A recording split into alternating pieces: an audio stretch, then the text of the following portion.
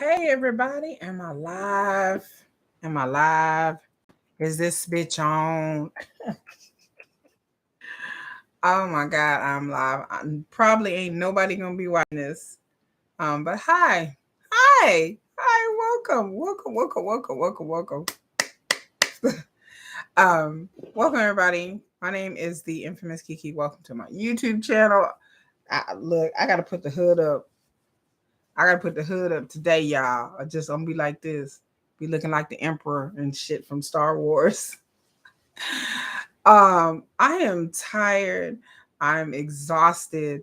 I have not been here in about a week or so because my life is a effort in hecticness. Like it is hectic out here for poor me. So I'm tired, y'all. I'm tired. I'm just tired. But you're here. I'm here. I'm late. I was supposed to do love during lockup um Friday nights, but life. I posted a video earlier today of a carriage ride that me and my children went on. It is what it is. It was fun. It was fun for them. Let's put it that way. Your girl was tired. Trying to get my janky camera just set up just right because my camera is just I didn't dropped it and it fell. But anyway, welcome to my channel. Welcome to Love During Lockup, season 4, episode 29. Ride or die? Question mark? I don't know. We're gonna watch this. I've taken my blood pressure pills, so I'm gonna try not to have these people to test my patience. Okay, y'all know how I be getting watching these shows. I do have to say that in 2 weeks or a week and a half, a week or two, I got to look it up. There's going to be a new season of Love After Lockup, and I'm going to do a video about the cast and the synopsis that they posted online about the cast. And hello GSP, what is up? Up this late? I thought I'm the only person in here over here looking like the ghost of Christmas past. That's me over here like, oh, you merry gentlemen, like I'm tired. I am tired, but hello to you. Hello to everybody else that's here. Make sure you hit that like button. I know everybody's probably going to watch this mostly on the replay, but anyway, like I was saying, I digress. There's going to be a new season of Love After Lockup. I'm going to go do a video and I'm going to read about the cast synopsis. And it looks good. They actually have a black woman on there. They actually have some diverse people. They actually have some, actually like it seems like okay. There's already controversy already with one couple. There's a couple on there that there's been some controversy. If you look it up online, people have been talking about, I forgot the people's names, but they were talking about that one of the cast members, supposedly she has two deceased husbands and they're calling her a black widow, and some of the family are saying that she shouldn't be on there, that she's supposed to be indicted for murking one of her husbands. I don't know, child, but it's some hot mess. But I'm definitely going to be covering that show. I can't wait. There's a new show on Bravo that's like a cross between 90 Day Fiance and where they take people and they don't tell them where they're going. They just give them some money and they're trying to find love and then they go and live with the other person. It's on Bravo. I got to see if I even have Bravo. I forgot the name of it. If y'all know the name of it, go ahead and put it in the comments or say something. But I forgot about this show. I might cover that show if I have Bravo. I don't know. Like I said, I've been really, really tired, y'all. Life. I just, when I came back from on vacation and Thanksgiving break, like my work is, all my works are crazy. So my online shops are crazy. My real work was crazy. Hopefully this week it'll calm down a little bit. Speaking of shops, if you're looking for some place to shop for the holiday season, you want to support me, support this channel, support a black business owner, a woman business owner, a family business, then that would be my two businesses. I have two Etsy shops. If you look in the description below, you get 20% off with the discount code card20. The code works for both shops. You'll get 20% off at checkout. I have all kinds of things, ornaments. I have things for Hanukkah, Kwanzaa, EID, Ramadan. I have something for everybody. I have things for families. I have Black Jesus. I have stuff for gay folks. I have stuff for straight folks. I have stuff for a little bit of everybody at my jewelry shop. That's where I sell mostly ornaments and trinkets and boxes and stuff like that. These are not stuff handmade by me. They're designed by me, but it's actually made by a manufacturer. I send the designs to them. It's called print on demand. I send designs to them. They make it and then they ship it to you. But yeah, but I design it. They make it. They ship it to you.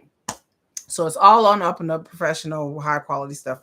My other shop, Falling Star Naturals, is hair care, skin care, bath bombs, um, stuff like that.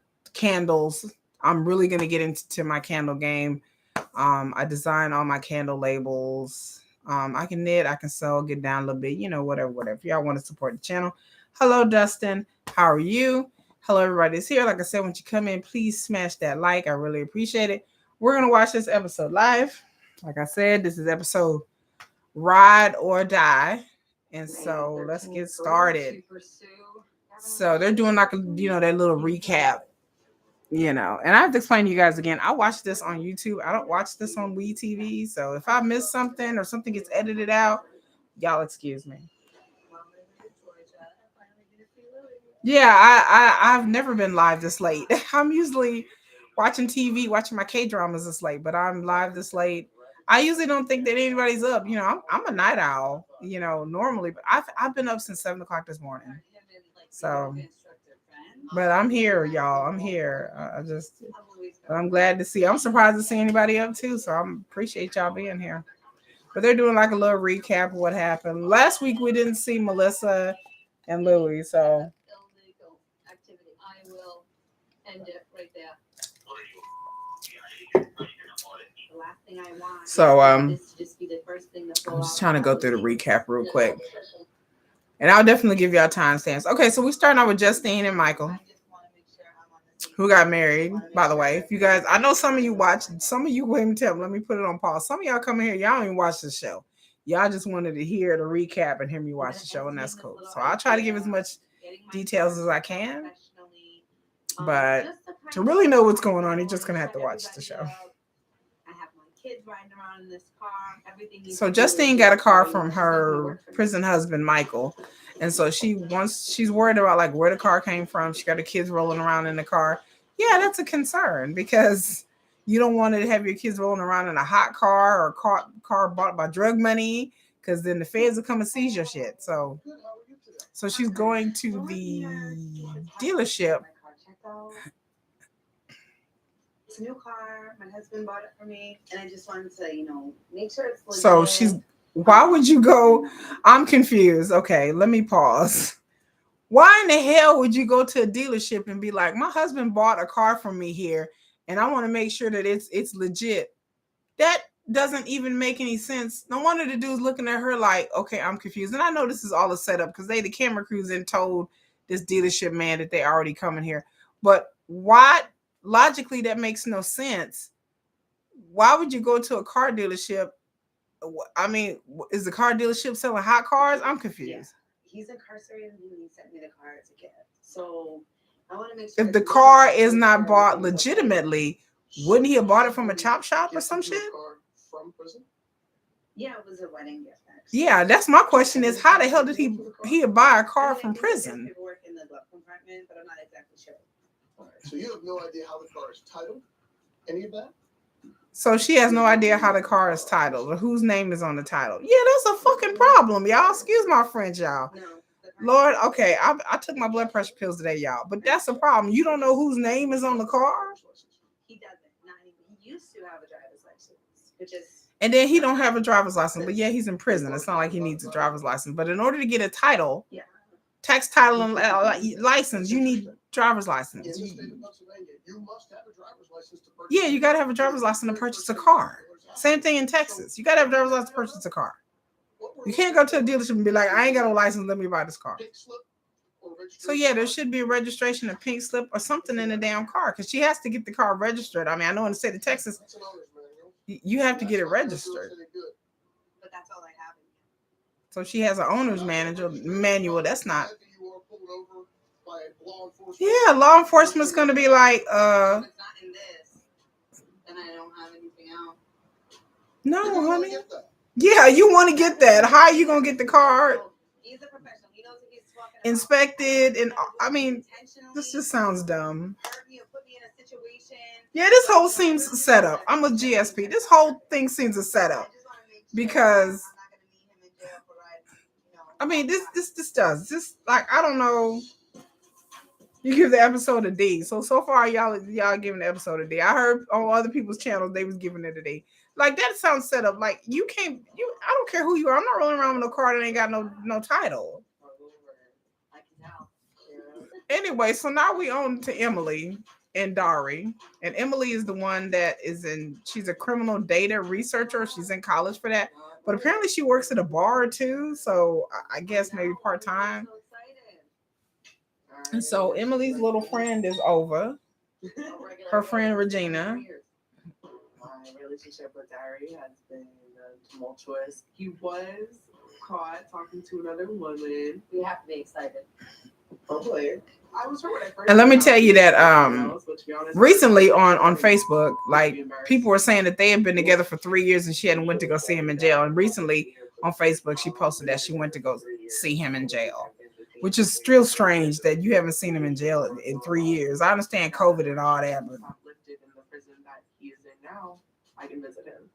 He told me not to pick up the phone because it's too dirty. So not to use the phone. It's not a contact visit? No. Oh. And it's not a contact visit. It's a visit where she picks up the phone. So that means no contact. No contact. He uses imagination the same way that I have to.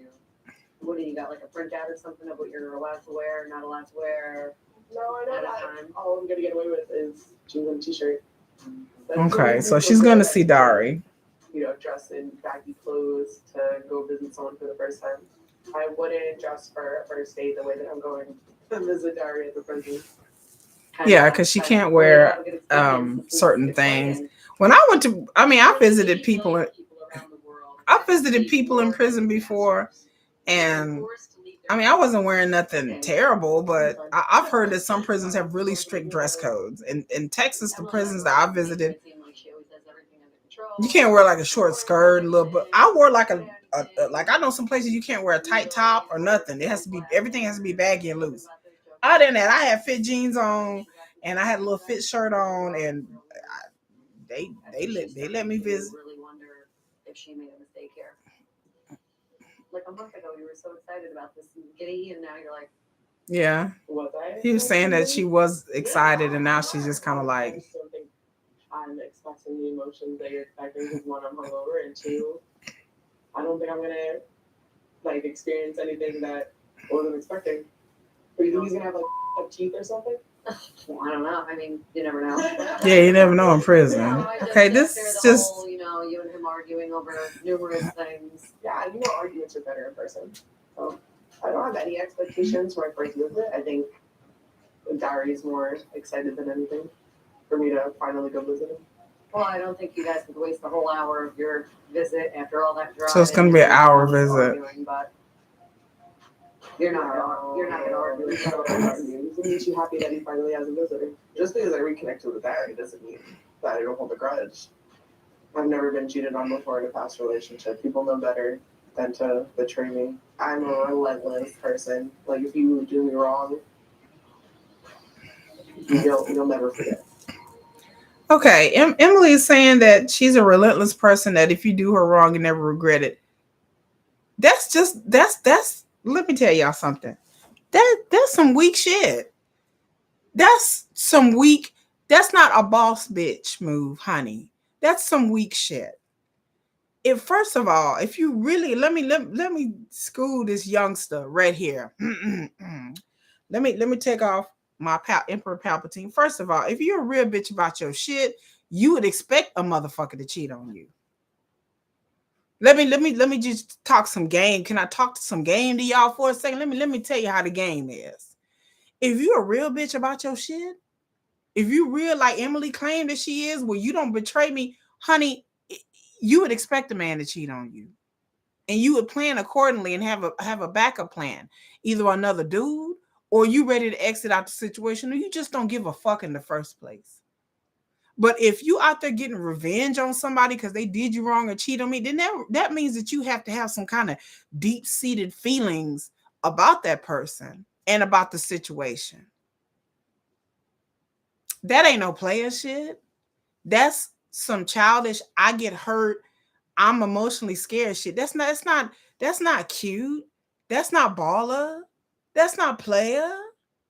That's just not. Coming from somebody who used to be a player, I can tell you that's not. Players don't give a fuck whether a dude cheat on them or not. What the fuck I look like sitting at home like I'm gonna plot revenge on this dude. I'm finna get him back. For what? Just move on to the next one. On to the next one. Oh, okay, bet that. Oh, you cheated on me? Bet that. Bet that. Bet that. Bet that. Bet that. Click. On be on a date 2 or 3 days later. That's my situation and my reality.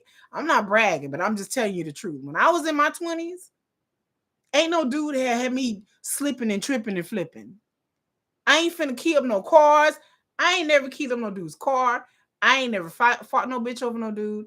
I ain't never busted out no windshields. I ain't never stole no money. I ain't went to no dude's job. I ain't never stalked no dude. For what? For what? The hell I look like stalking some dude for? For what? Baby, you cheat on me, I'll be with your best friend next week. You can knock on the door. Yo, man, what's up? I'll be in the bed with your homeboy like, oh, hey, what's up? We didn't know you was coming out. Oh, okay, let me get my shit. Oh, sorry, let me put my shit on. I'll see y'all later. Be gone out the door. That's what a real player do. Hey, Emily, honey, you tragic. You tragic. You're a victim. If you get mad over some dude cheating on you and you trying to get revenge, you sound like a stalker. You sound like one of those people that if you find somebody else and you don't want to be with them, and then here they is calling you 24/7, showing up at your job, that's what Emily sounds like. She sounds like a stalker.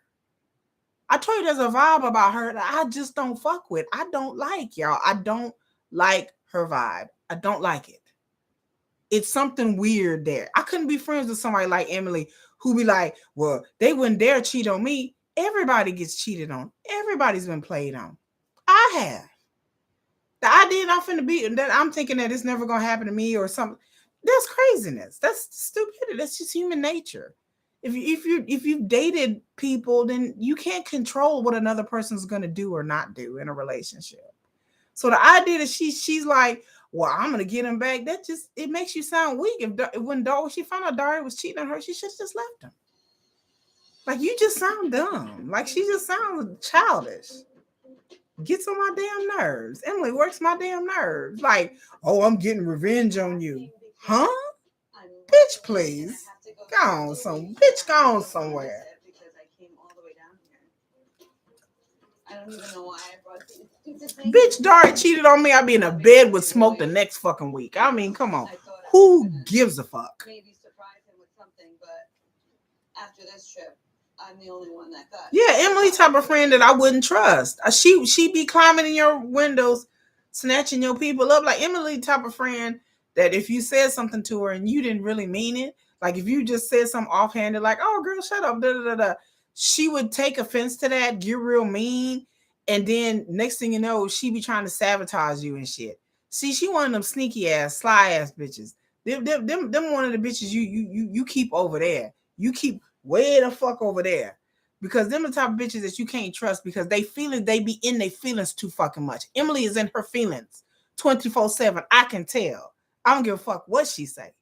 She in her feelings. She one of these people that get upset and they be trying to poke holes in your damn tires.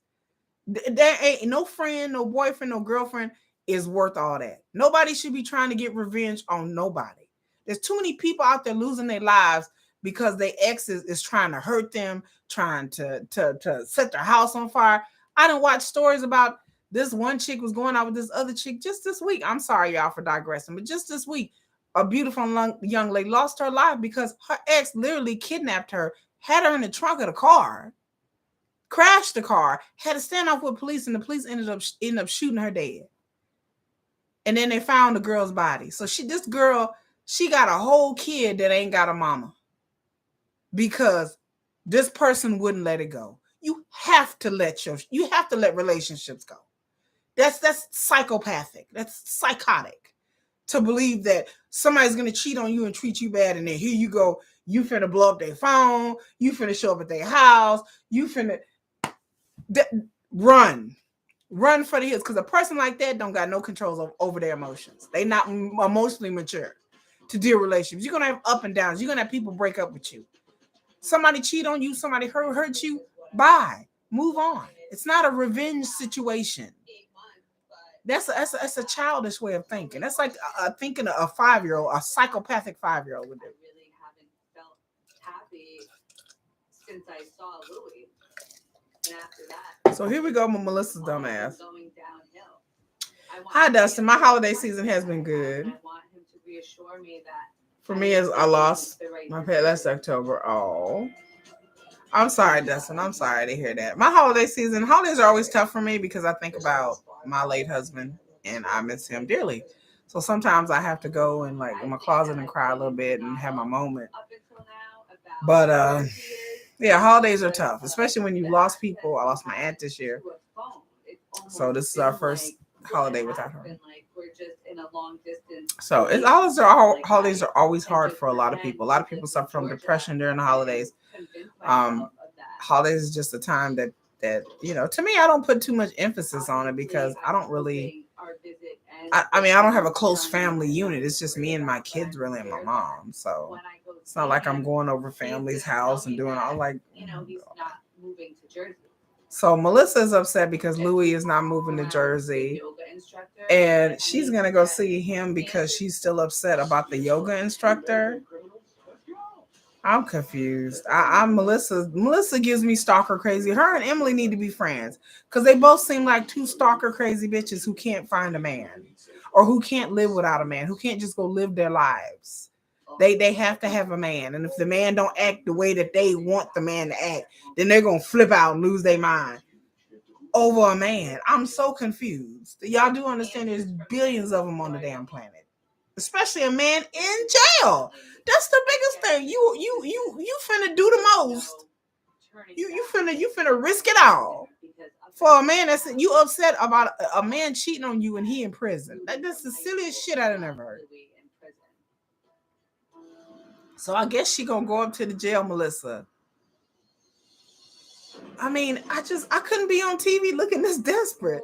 Like, oh my God, he might be cheating on me. And I don't know what he's doing. And I'm just, I don't know what I'm going to do if I don't talk to him. Because I'm just like, girl, really? I don't know what to do. I'm just like, girl, really? Like, you going to lose your mind because this motherfucker in jail might be. And how's he gonna cheat anyway? How's he gonna cheat with the yoga instructor? I'm confused. What is he gonna do? Look, stare at her booty? I mean, oh, he cheating. He might cheat. That yoga instructor's like, girl, I got a whole business. I ain't talking about no dude in prison. I mean, really, like this, the silliness is just like, oh my God, he's gonna be staring at her ass cheeks while she bends over and does a downward dog. Like, girl, what? Like, how's he gonna cheat in prison? He gonna get out of prison and go stay with his damn mama. Okay, so now we're getting on to Justine and Dustin.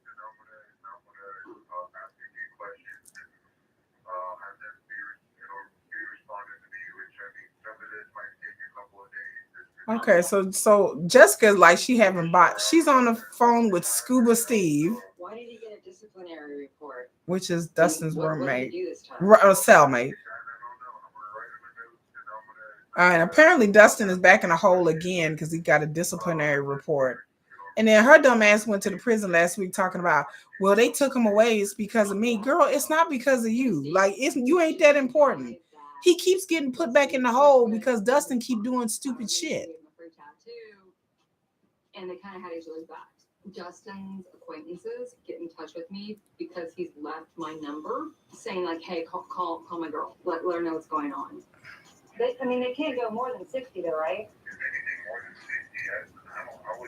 So apparently he's going to get visitation that I had with Dustin up to 60 days in the hole. They terminated me. They said that I had to leave. Like, this is bull. I mean, I don't understand. He admitted that he did use. Like Jessica, her whole face has changed. When the show first started, she was all like excited. Now as the show is going on, like her face is just like she looks more sad and depressed, and it's real sad. But I mean, damn, she put herself in a situation.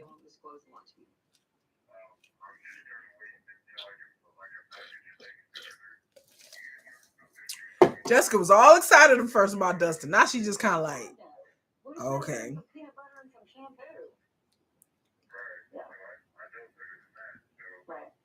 See, this is just too much drama for me.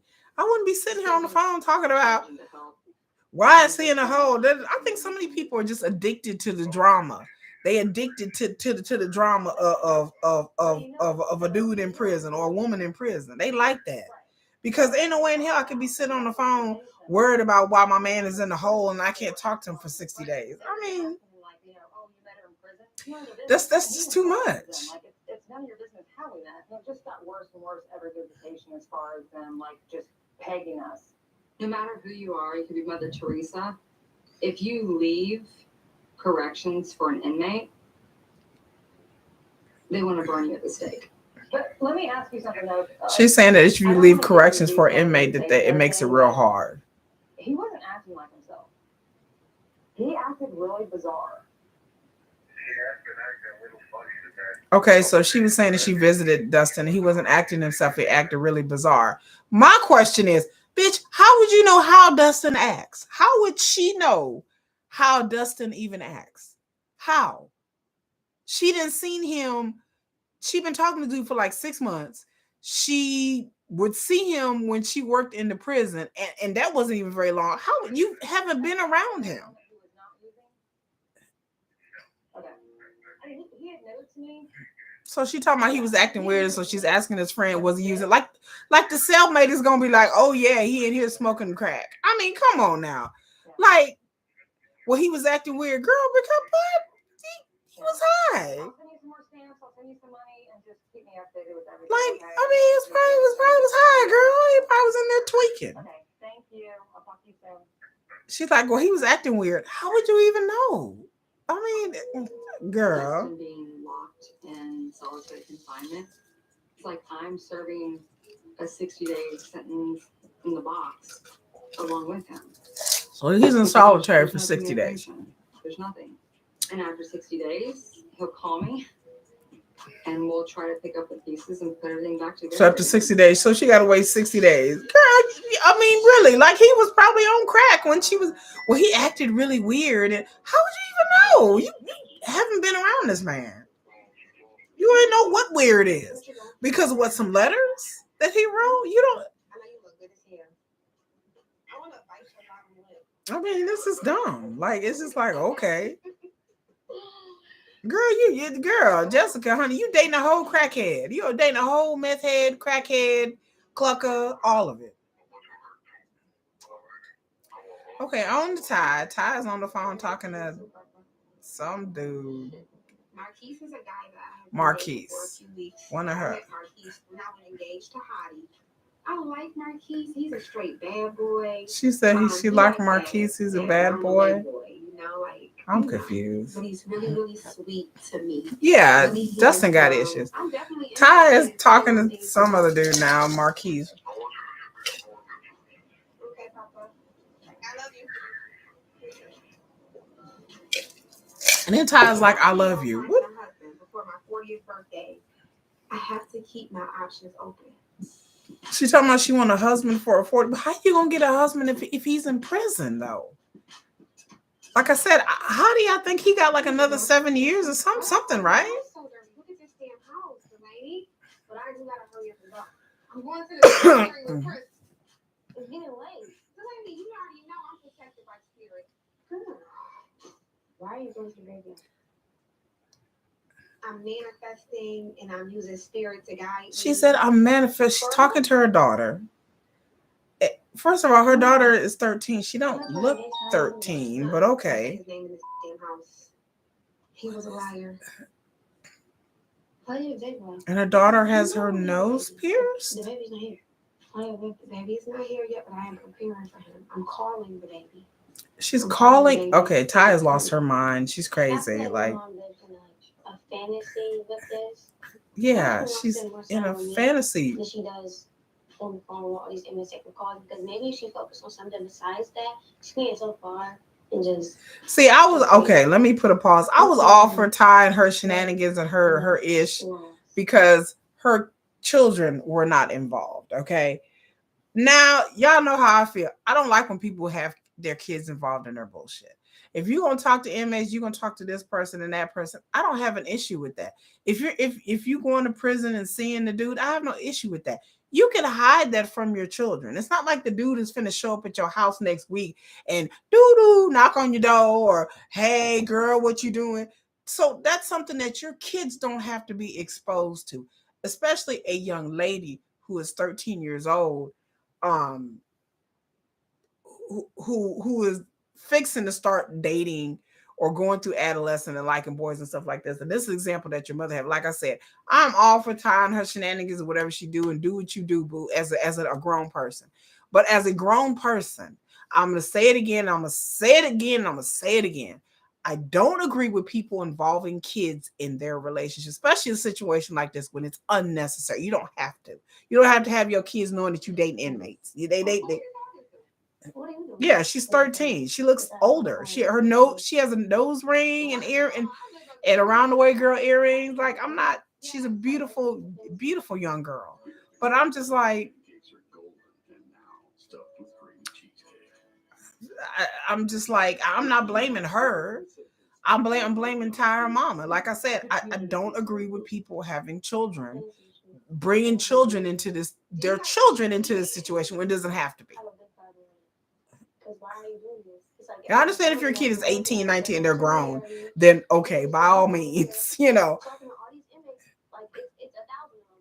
Her daughter's like, you're talking to 1,000 inmates, it's 1,000 of them. It's not cool. It's not normal. Yeah, especially if it's somebody that's not, if you're in a relationship with a man and he's not at your house and y'all are not going out, he's in prison. So there's no reason that your kids should know that you're dating prisoners. There's no reason for it. And her daughter is like reading her, is telling her the truth. Yeah. Yeah, what? Yeah. What do you mean? Give me that phone. And her daughter knocked over the stuff just like she did. Judy, what is wrong with you? This seems fake, y'all. This seems fake. So you don't obviously lost your money. Give me your phone. She said, look, you can tell the daughter is smirking, so this is a setup. Really barking up the wrong tree, lady. And then she's cussing in front of her child. I don't do that either. I have a 12-year-old and an 8-year-old. I don't cuss in front of my children. I don't cuss in front of my children. Because I don't want my children cussing at me. I don't want my children going F, F, F. No, don't do that. And I'm a super cusser. And you can tell this is fake. The look on her daughter's face is just. That's what I'm used to. So what she used to, but chasing after men and you not paying. I don't. Oh my God. Hi, Dustin. Dustin said, I had to take the Dallas listener at the very disappointing. I thought this would be more interesting. I thought it too would be more interesting.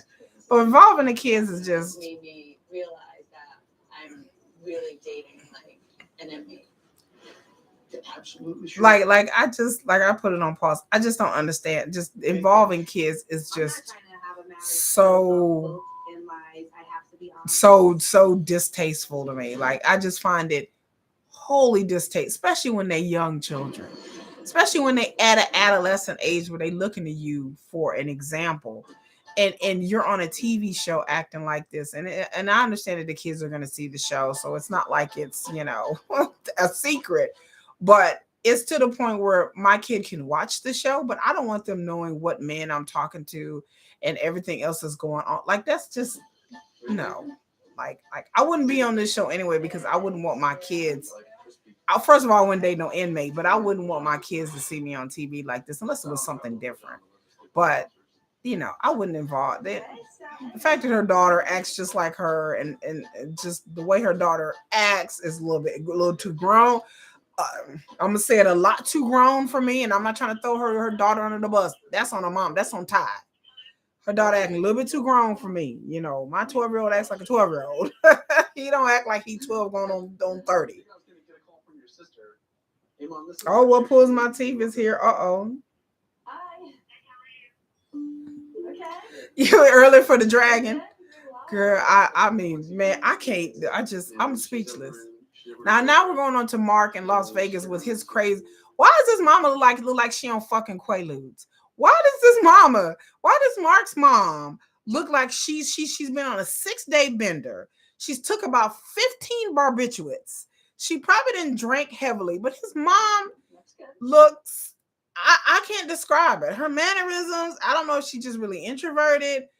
I don't know. I don't know if she's on some kind of substance. I don't want to accuse her of being on anything because I don't know this woman. But just the mom just seems a bit, is it just me or does she seems a bit out of sorts? Like the mom just seemed, I don't know. The mom just seemed like she partied hard in the 70s. Like she must have been on something when she had Mark. That's the only thing I can describe it. I was thinking I was going to get a call from your sister. Hey, Mom, this is Lexi. So now Mark is talking to some other chick because Ray was like, I'm not trying to have your bullshit. And he's like, here, Mom, I'm talking to this inmate. And the mom is looking at him like, That's good. yeah, the mom looked like she got a cocktail in her purse. Like she like type of mom that like to go like, okay, Mark's mom like type of mom that when y'all go to the club, she go with y'all. And then the mom, you end up having to drag her out the club because she'll drink everybody under the fucking table. That's what Mark's mom looked like. She looked like she a partier. She looked like she that girl. Mark's mom is that girl. You take her to the club and she be like, whoa! And you be like, okay, Mom, calm down, Mom. Jeez, Mom, start flirting with everybody and drinking. Yeah, so how are you? What Like the mom is just as awkward as Mark. Like they look just alike. And the way she talk and her mannerism is just weird sauce. It's just weird sauce to me. It's just, like I said, I don't know whether it's just her awkwardness. Like she's awkward and weird. But I tell awkward and weird, y'all need to get on some Ritalin or something. Y'all need to get on some fucking medication. The antidepressants. I don't know what it is. But Mark is weird. He's quirky and weird. And so is the mom. I'm guessing not a lot, but what do you do with yourself? I draw a lot. I like poetry. I don't watch too much TV. That's probably good. There's really nothing really to do. Oh my God. And what kind of poetry do you like? Yeah, she kind of reminds me of old hippie. Yeah, I told you she seemed like top that was in the 70s and the 60s, like some flower child, like doing LSD. I'm telling you. Look like Mark's mom did way too much LSD with Mark because something happened to him. What an awesome person she is. And I knew that they're very different people. And then my mom would see that there's actually quite a bit of variety in who I'm talking to as far as inmates. But I don't understand why he wants to talk to inmates. Like I don't know. Get help. Just stop. Get some help, Mark. Get some help. And Jesus. what is it about Mark you find interesting? Because there are probably lots of people to write to. I feel like he's different because from what I'm used to. He's a positive influence in my life. And Oh Lord, she's talking about he can be a positive influence in my life. Girl, bye. Talk to Mark and making coffee. So why don't you guys have your Okay. privacy? Yeah, well. Yep. He's kind of impulsive and just says what he thinks at the moment. And that's part of Mark. I think that he should really be focusing his energies on his career. Yeah, and his businesses. Yeah. Because this is all like hypotheticals. If, when, possible. Yeah, like when is this chick gonna get out of prison? Even the mom is keeping it real. She's like, it makes him look like a weirdo. Yeah, Mom, at least you got some sense. She ain't on that much of a quaalude. she telling him that he looks like a weirdo. Yeah. Just curious, do you play chess? Oh, you can play chess, okay. Do you have it inside there? You probably have chess. Like, why can't you just go out and find a woman that's not in prison? And Mark could find a woman that's not in prison. I don't. believe that like he can't find somebody. I don't believe that. I don't believe that.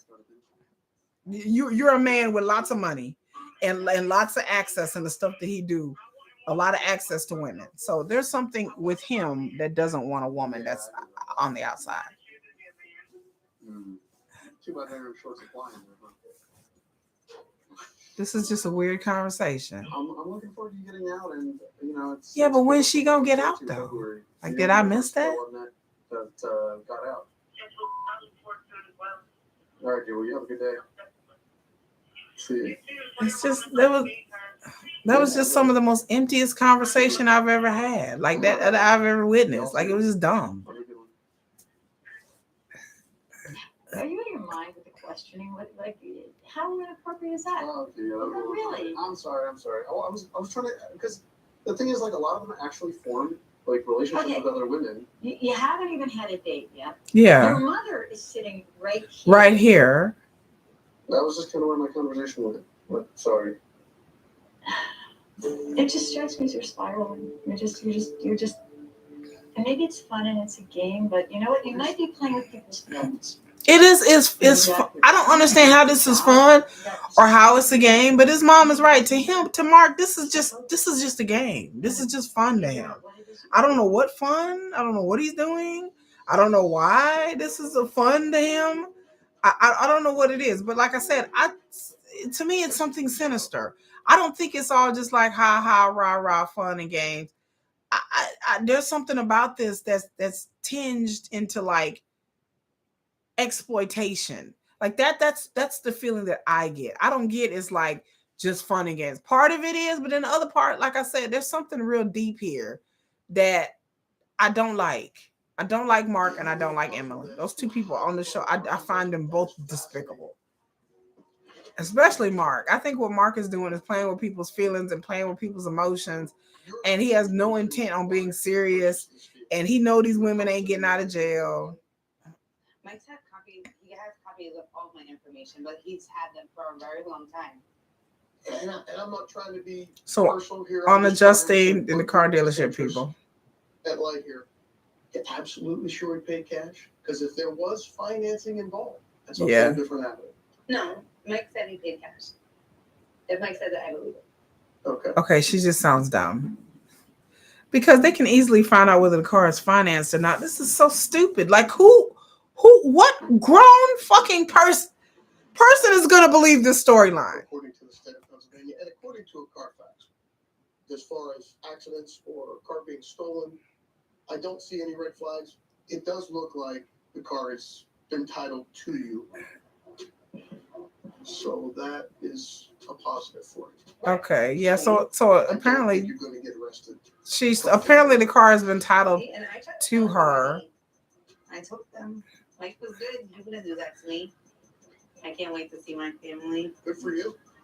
But there are a few things that I think you need to Okay, be proactive yeah. looking into. You Uh-oh. need to find the documents that you can go get it state inspected. Yeah, If you because don't, she can't get it state inspected without the title. No, not in this situation.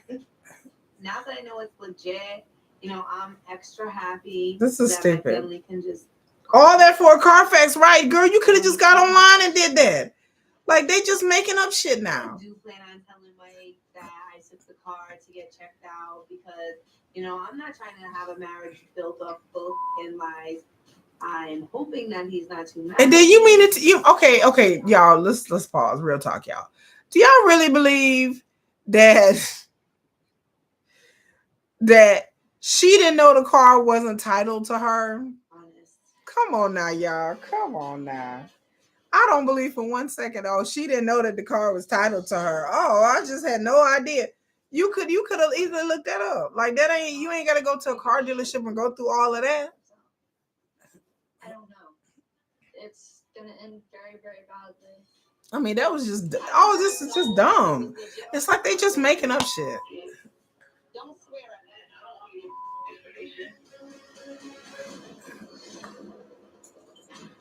Yeah, this is just dumb. Like, You got no kids? Carfax. That's it. I mean, damn. You gotta be mommy makeovers. Because I need my body right. So I have to do it. wrong with your body? Ain't nothing wrong with my body. Mm-mm. My ass is boiling every part.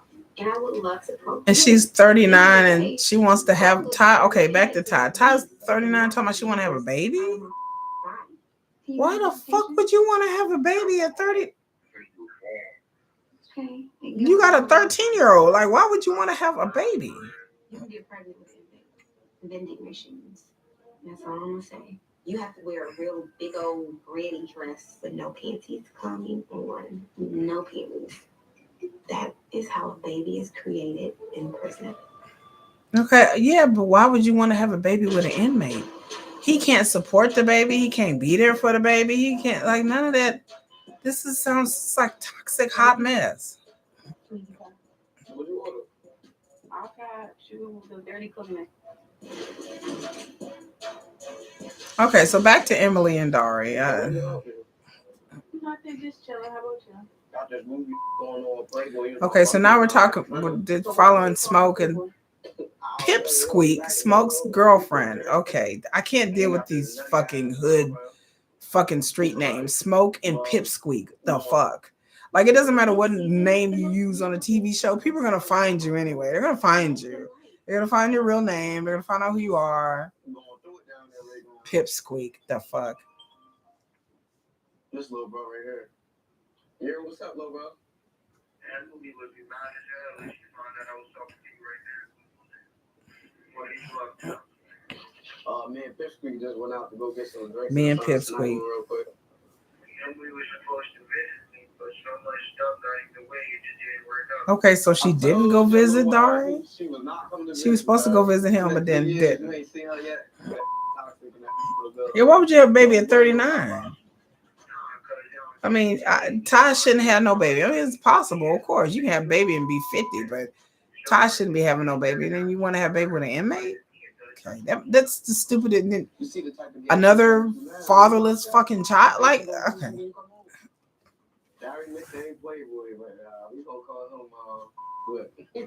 They talking about, she talking about Dauri's going to be called Pussy Whipped. Yeah, like he ain't even got none.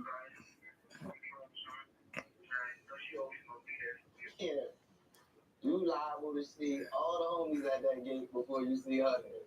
Right, he's saying that you'll see all the homies at the gate before you see Emily. I let that over.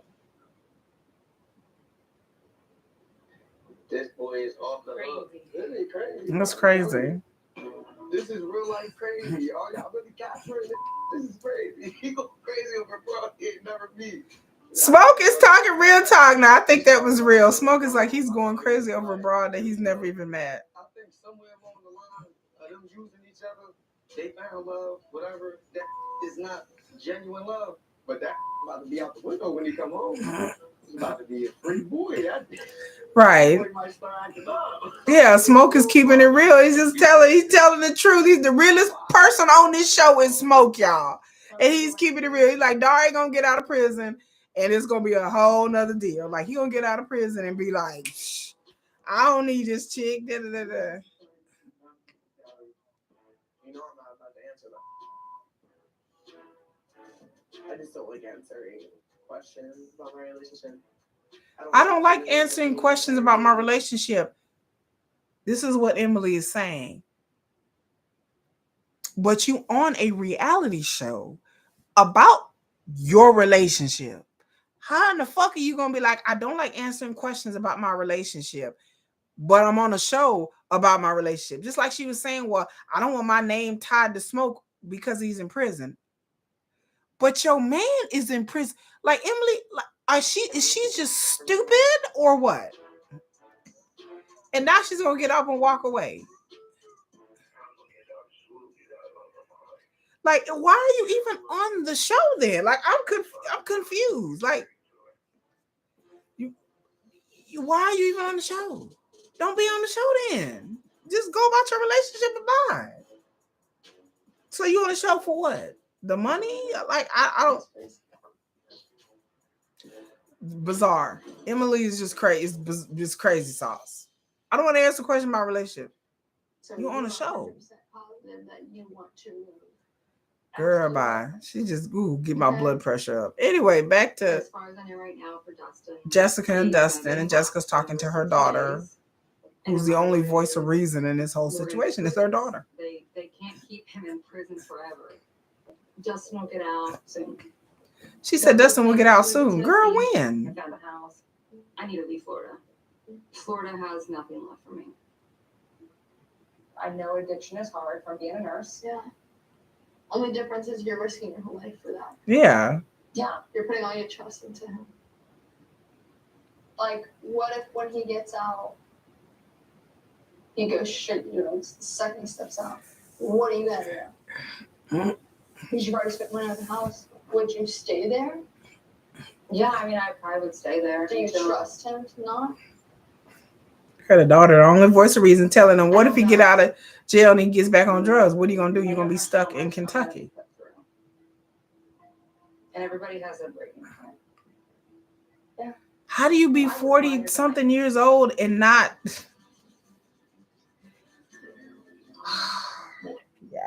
I don't understand these people's. But I just hope he's a ride or die as well. Yeah, I'll ride or die for Dustin. Bitch, is he gonna ride or die for you? Is he gonna ride or die for you? Or he gonna be smoking that glass dick when he get out? Because she doesn't know really what he's like, and Honey, your mama is crazy. Like, oh well, you gonna be stuck in Kentucky and then what? You just gonna stay there? Well, I don't have a backup plan. How do you not have a backup plan? You should have enough money and save just in case something doesn't work out. I have some place to go or something to do. I don't want to miss out on. So you're not going to miss it. No. The daughter, she just told her no, she's not going. But you know, living with your dad, you're not gonna have any type of free reign. Like you haven't been with me. I mean, I'll figure something out. She said she's gonna live with her dad and figure something out. And you know how hard it is for me to make friends. Oh, she's saying it's hard for her to make friends. So she don't want to go to another state. On moving? I just don't know how I'm gonna be away from you. The love that I have for him, and I feel the love he has for me, is something you don't find. It's a once in a lifetime deal. She talking about the love she had for him. It's a once in a lifetime. Bailey since birth has been a mama's girl. But honey, it's not love. It's infatuation. This is not real love. Like I said before in my other videos, real love is dealing with people's shit. It's waking up to them every day. Real love is not writing letters saying, oh, I love you and I want to be with you and you're so beautiful and you're so wonderful. Then the next letter, oh, I miss you so much. That's not real love. Real love is waking up next to someone or being in a relationship with someone and going through tough times, going through hard times, seeing them at their worst, seeing them at their best, spending time with the person, having your heart and your mind and your emotions invested. It's not just about, oh, love, kiss, I miss this person. Love is not all about butterflies in the stomach and feelings of this, because that fades. Infatuation fades. Like all that butterfly and all that kissy shit fades. Eventually you're going to be stuck with some dude that scratches his nuts, that farts, that sits on the toilet and shits like everybody else. And once you see that side of them and they wake up with their morning breath, or in his case, he comes with a host and a myriad of issues. So you're going to see this person at their lowest, at their worst. That's how you know you really love somebody. And then they see you at your lowest and your worst when you're not makeup and you wake up in the morning, your hair is all like, and you're sick or you looking like a hot mess or you're having a bad day or whatever. That's love. Writing a whole bunch of letters and stuff, and then your daughter not coming. Yeah, she's saying you're sacrificing your child. I'm telling you, there is no man on this fucking planet that made me sacrifice my children. Ain't no way. Ain't no way. Especially no dude in prison. Especially that one. Yeah, he's closer to the daughter's age. So that's just weird. Really? Like, there's no man on the planet that would make me give up my child. There's no love, romantic love that can make me be like, ooh, I'm finna give up my kid. I don't know how people do it, because to me, the love of my life is my children, not a man. God knows I love my late husband. God knows. But if push comes to shove, I had to choose between him and my children, I would choose my children every damn time. My children didn't ask to be here. No child does. They were put, no children are gonna know whether your parents are gonna be together or not. You know, people get divorced, people split up. Yeah. But the idea that I'm gonna sacrifice my child and I've always been with them. Okay, that was And knowing that just, you know, that they've always been with me. No, I'm not ready for walk in, it literally says that. So the here we're going state back of to Georgia Melissa, is not dumbass. responsible for any death or injury while inside the facility. So Melissa's just stupid. That's the only way I can put for her. But, Melissa's just, I mean, I don't. Seeing Louie, I'm not gonna lie, like in prison. Because she's going to see Louie in prison. He in prison, girl. What are you talking? He's in When I started prison. Louie about everything, he was really like defensive. He was visibly annoyed when I kept, pressing the issue. So yes, Louie was very annoyed with her that she kept pressing the issue about the stupid yoga instructor. I would be too. And I told him, like, It's dumb. why not? And Rutu, she actually called him today and was like complaining that I went there, and now he's sticking up for her. Like, now he's mad at me that I. So the yoga instructor told him that she went there, and so now he's telling her, that like you're doing too much. And we're meeting each other, and then you're like harassing me about my, what's gonna happen when I get out, and I'm just trying to focus on like getting out, and you're like, coming in here. And, yeah, she's asking him, well, what's happening? When are you gonna get out? What have you gonna? Girl, it's you're doing too much. But I don't know what he expected. Seeing Not this. Who's behind like barbed wire and having a guard sit there while we talk with a metal partition in between us. It was definitely like, made me realize that. So she went to go visit him and made her realize that she's dating an inmate. You didn't realize that before? How long he expected me to wait for him. He basically was like, as long as, as long as it takes. Like, I can't give you a time frame. He kind of made it like, well, you said you wanted to be with me, and this is basically what you're going to have to deal with. Kind of. Right.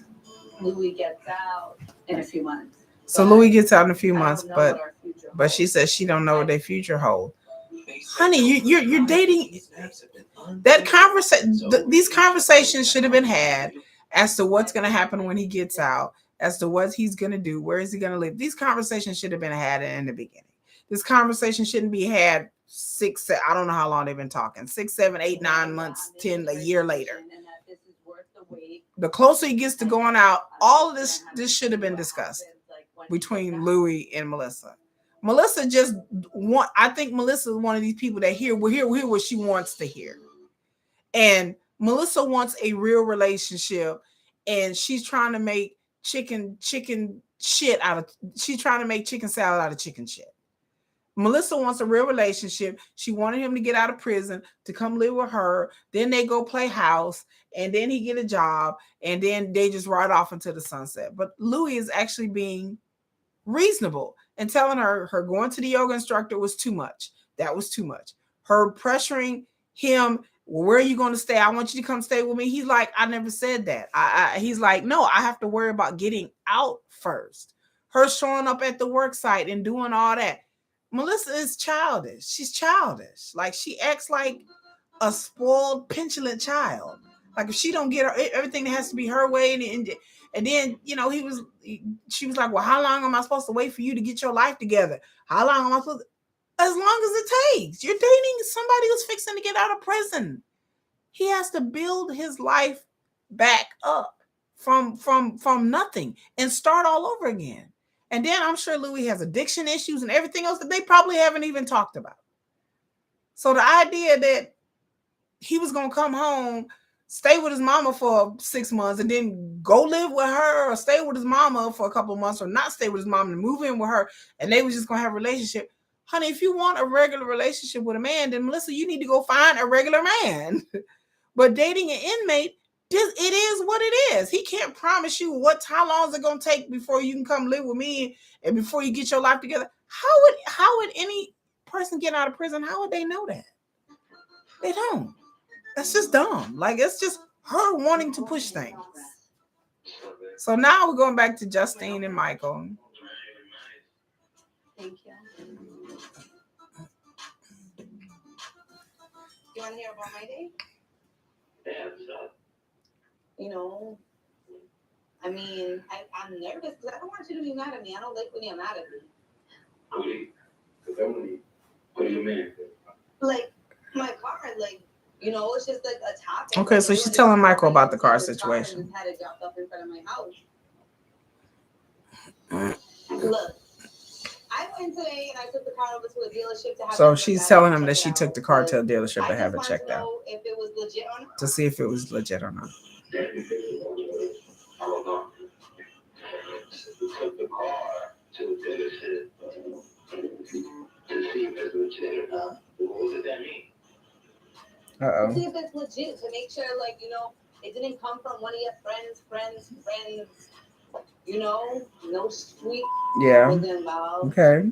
To get it to my house. Like, I just wanted to make sure. Like, I wasn't gonna want to be driving around in something that I shouldn't be. She's saying that she didn't want to be driving around in something that she shouldn't be. Well, she shouldn't be.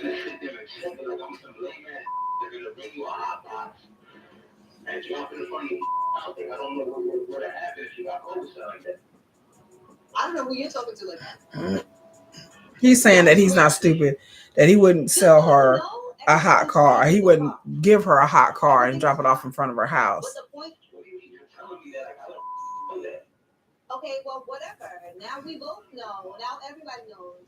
The point is, he should have just been honest with her about where the car came from. He's saying you questioned my integrity. Bitch, you sitting in prison. Yeah. I'm just another person in a long list of car gift giving that you do, right? Yeah, he's giving cars to other women. But you didn't think I was gonna find out about that? Pick your head up. You didn't think I was gonna find out? Yeah. You didn't think your sister was gonna air you out? Yeah. Yeah. That has nothing to do with you, though. Yeah. You've been down for 6 years and you haven't thought of nothing new to do? You just doing the same old thing? It's like recycling the same idea? When it comes to my past information, you don't gotta sit there and know about everything I did. All I want to know is, but that's part of being. Michael sounds stupid too. That's part of being in a relationship and being in a marriage. Justine feel when she sits there and realizes that was not special. That was not anything. That's just what Mike does. So she thought him giving the car was something special. And then while you at that, go check that out too. Like, you know, you always have to go like a little extra mile to just be an asshole. Yeah, he's avoiding the issue by bringing up other shit, bringing up her jewelry and all that. That's called deflection, honey. That's called deflection. The point is that, you know, talking about questioning his integrity. You're in prison. Of course, I'm going to question your integrity. I don't care. I don't care if the dude was in prison. If I'm dating somebody and they bought me a car, yeah, I'm gonna be like, where'd the car come from? Whose name is the car? Like, I would ask questions. Like, where'd the car come from? Whose name is the car in? Why, if you're married to somebody in a relationship with somebody, why is that a secretive kind of thing? I don't even understand Michael's whole point. Yeah, why is that a big secret? Why couldn't you be honest with her about where the car came from? I'm not saying that the car was stolen or anything. Obviously, it's not. But if you're going to give somebody a car, you should be like, look, babe, I bought you this car. It's in your name. Here's the title. Because she's going to have to get the car inspected. It's not stolen. It's not hot. I didn't borrow it from a friend of, you know, this is really on the up and up, just in case you're worried.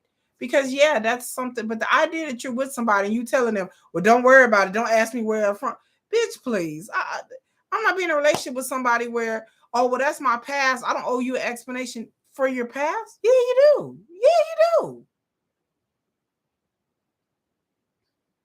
Kiki is here to tell you, for all the people out there who are dating, who are starting a relationship, if you get to the point where you're marrying somebody, yeah, you owe them an explanation about your past. They want to ask questions about your past relationship.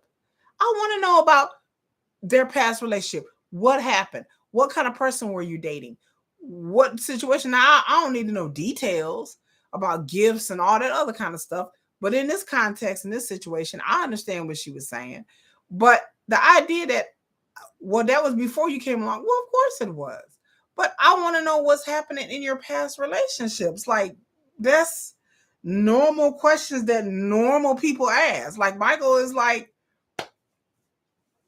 that's how you can tell that Michael has been in relationships probably, but he's never been in a real normal relationship. He been in some fucking hood rat, hood booger ass fucking relationships where I go do my dirt and I do whatever I do and you don't ask me what I'm doing.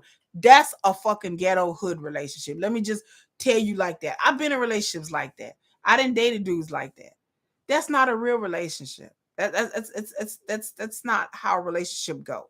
That's on some hood shit.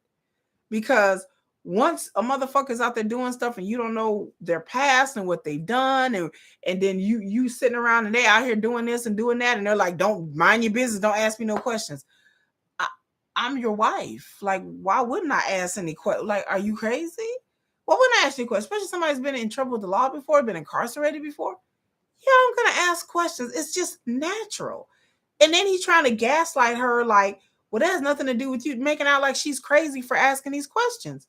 Who in their right mind finna get a gift, a car, and then be like, okay. And even if a motherfucker did give me a diamond necklace or a ring or a bracelet or whatever, and he telling me it's diamond, I'm just supposed to take your word for it like I'm a child? Like I'm a kid. Like you giving a gift to your child. Well, here, yeah, this is real, honey. I'm not saying her chain or her ring isn't real, but it's not questioning somebody's integrity. It's about protecting yourself as well. And if a dude or a chick don't understand that, then you're not trying to cast aspersions on their whether they lying to you or not. But motherfuckers lie, women lie, men lie. There's all kinds of dudes, and they gave me all kinds of gifts from all kinds of places. Not a car, nothing like that. But the idea of somebody gonna give me a chain and tell me it's diamonds, okay, well, I probably would go get it appraised. Nothing against him, but I'm just saying that because people make up shit. People lie. You know, that's just, it is what it is. And if you're gonna get bent out of shape because somebody's supposed to be your wife is asking you about whose name the car is in, because I gotta get it inspected. Either this is all a setup by WeTV or you on some hood shit. You're not on a real marriage or a real relationship. You on some hood relationship shit. No, this is maybe if Justine wants that, if she wants to deal with that, that's on her. But I'm a grown ass woman. I can't be on some hood relationships like it was when I was 25, 22, 23 years old, when I didn't have kids and I didn't have a job and other things to worry about. She has kids. She has a career. She has a job. She has a home. She has things to think about, responsibilities and responsibilities to other people. So not just about Justine, but Michael, but this applies to anybody. If you're in a relationship where a man or a woman don't want to answer no questions about their past or what they're doing, or don't ask what I'm doing, and either you're lying, you're up to no good, or you're one of these people. They may not be lying. They may not be doing anything bad. But the fact is, you can't have secrets in a marriage. You can't have privacy, that level of privacy in a serious relationship or a marriage. You can't get ready to marry somebody. A marriage is about sharing everything. That person's supposed to know the finances, what's going on with the finances, how much money we making, how much money we not making. Do I need to make some adjustments? Maybe I need to go work some overtime. What are you doing with your money? Not I'm just finna go do whatever I do, babe, and you just sit here and just don't worry about everything. As long as the money coming in, don't worry about it. Especially if somebody's been in jail before. That's crazy. It's crazy. It's crazy talk. That man talking crazy, y'all. That man talking crazy.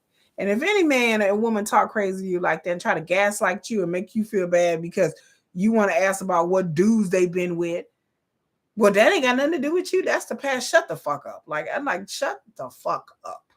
I'm just gonna tell you. It's almost 2 a.m. Tell them to shut the hell up with that shit. Because that's not cool. I'm not being in a relationship where I'm just like the movie Sleeping with the Enemy and shit. I want to know fully who I'm getting involved with. And I don't want to hear them tell me who they are. I either got to see it by their actions, know what's going on. We got to have some conversations or something. I'm not just going to be in a relationship blind and, well, where he get his money from? I don't know. How much is he making? I don't know. What he said he went to the studio. He been gone for like 10 hours. I don't know. He said he'd be back later for me not to worry about. Nah. And like I said, I know there's some women out there. I know women who are in relationships like this. That's some hood shit. That's some hood shit. You're not going to shush me like I'm a damn kid. That's something you tell your child. It's not something you tell your wife. A marriage it goes both ways. So that's the episode of Love During Lockup, season 4, episode 7, Ride or Die. I will give this episode a D. I agree, a D. Who said it was a D? It's a D. Again, this show aggravates me so bad because it's like a show full of dumb ass people. Like, I can't believe these people got on TV and was willing to look this dumb. Emily and Dauri, both of them look dumb. Both of them look stupid. You've been talking to somebody for 3 years and she just now went to the jail like last week. The fuck? Because she's made every excuse why she couldn't go to jail, why she couldn't go visit Dauri. And then some people online was thinking that Emily catfished Dauri. So she finally went like last week. And again, the show been filmed months ago. So we don't know how that's going to go. I don't know if they're going to be on another season. Who knows? Okay, we don't know. But she went to go see him last week. But again, I don't know. Again, I don't know if she was kind of catfishing Dauri. I don't know if they've done video chat. I don't know what it is. But there's a reason why Emily did not go see Dauri in 3 years. There's a reason for that. It's beyond him talking to other women or another woman. It's beyond that. It's what it is. I don't know. I don't like Emily. Emily gives me a real weird Oompa Loompa kind of vibe. She gives me a weird vibe. Like I said, she seems like one of these people that can't let go. You get in a relationship with them, and then you be like, well, I'll break up, or I found somebody else, so this is not working. And then they get hurt, they get butthurt, and then they would try to come after you and try to harass you, and then they won't leave you alone, and you got to block them on social media. I've dated men like that who are just vindictive. Like they get hurt, they get emotionally hurt. They can't handle when a relationship doesn't work out or it goes bad. I'm not saying anybody should be lying to anybody or cheating on anybody. No, but it happens. I mean, in life, it just happens. You're going to get cheated on. You're going to get lied to. You're going to get betrayed. It just depends on how long are you willing to stay in a relationship and take it. And obviously, Emily ain't shit. And all this big talk and big dick energy she tried to give off. But she's still in a relationship with somebody that cheated on her that's in prison. You're in a relationship with a prisoner that you haven't seen in 3 years. How is that even? I don't know physically how that is possible.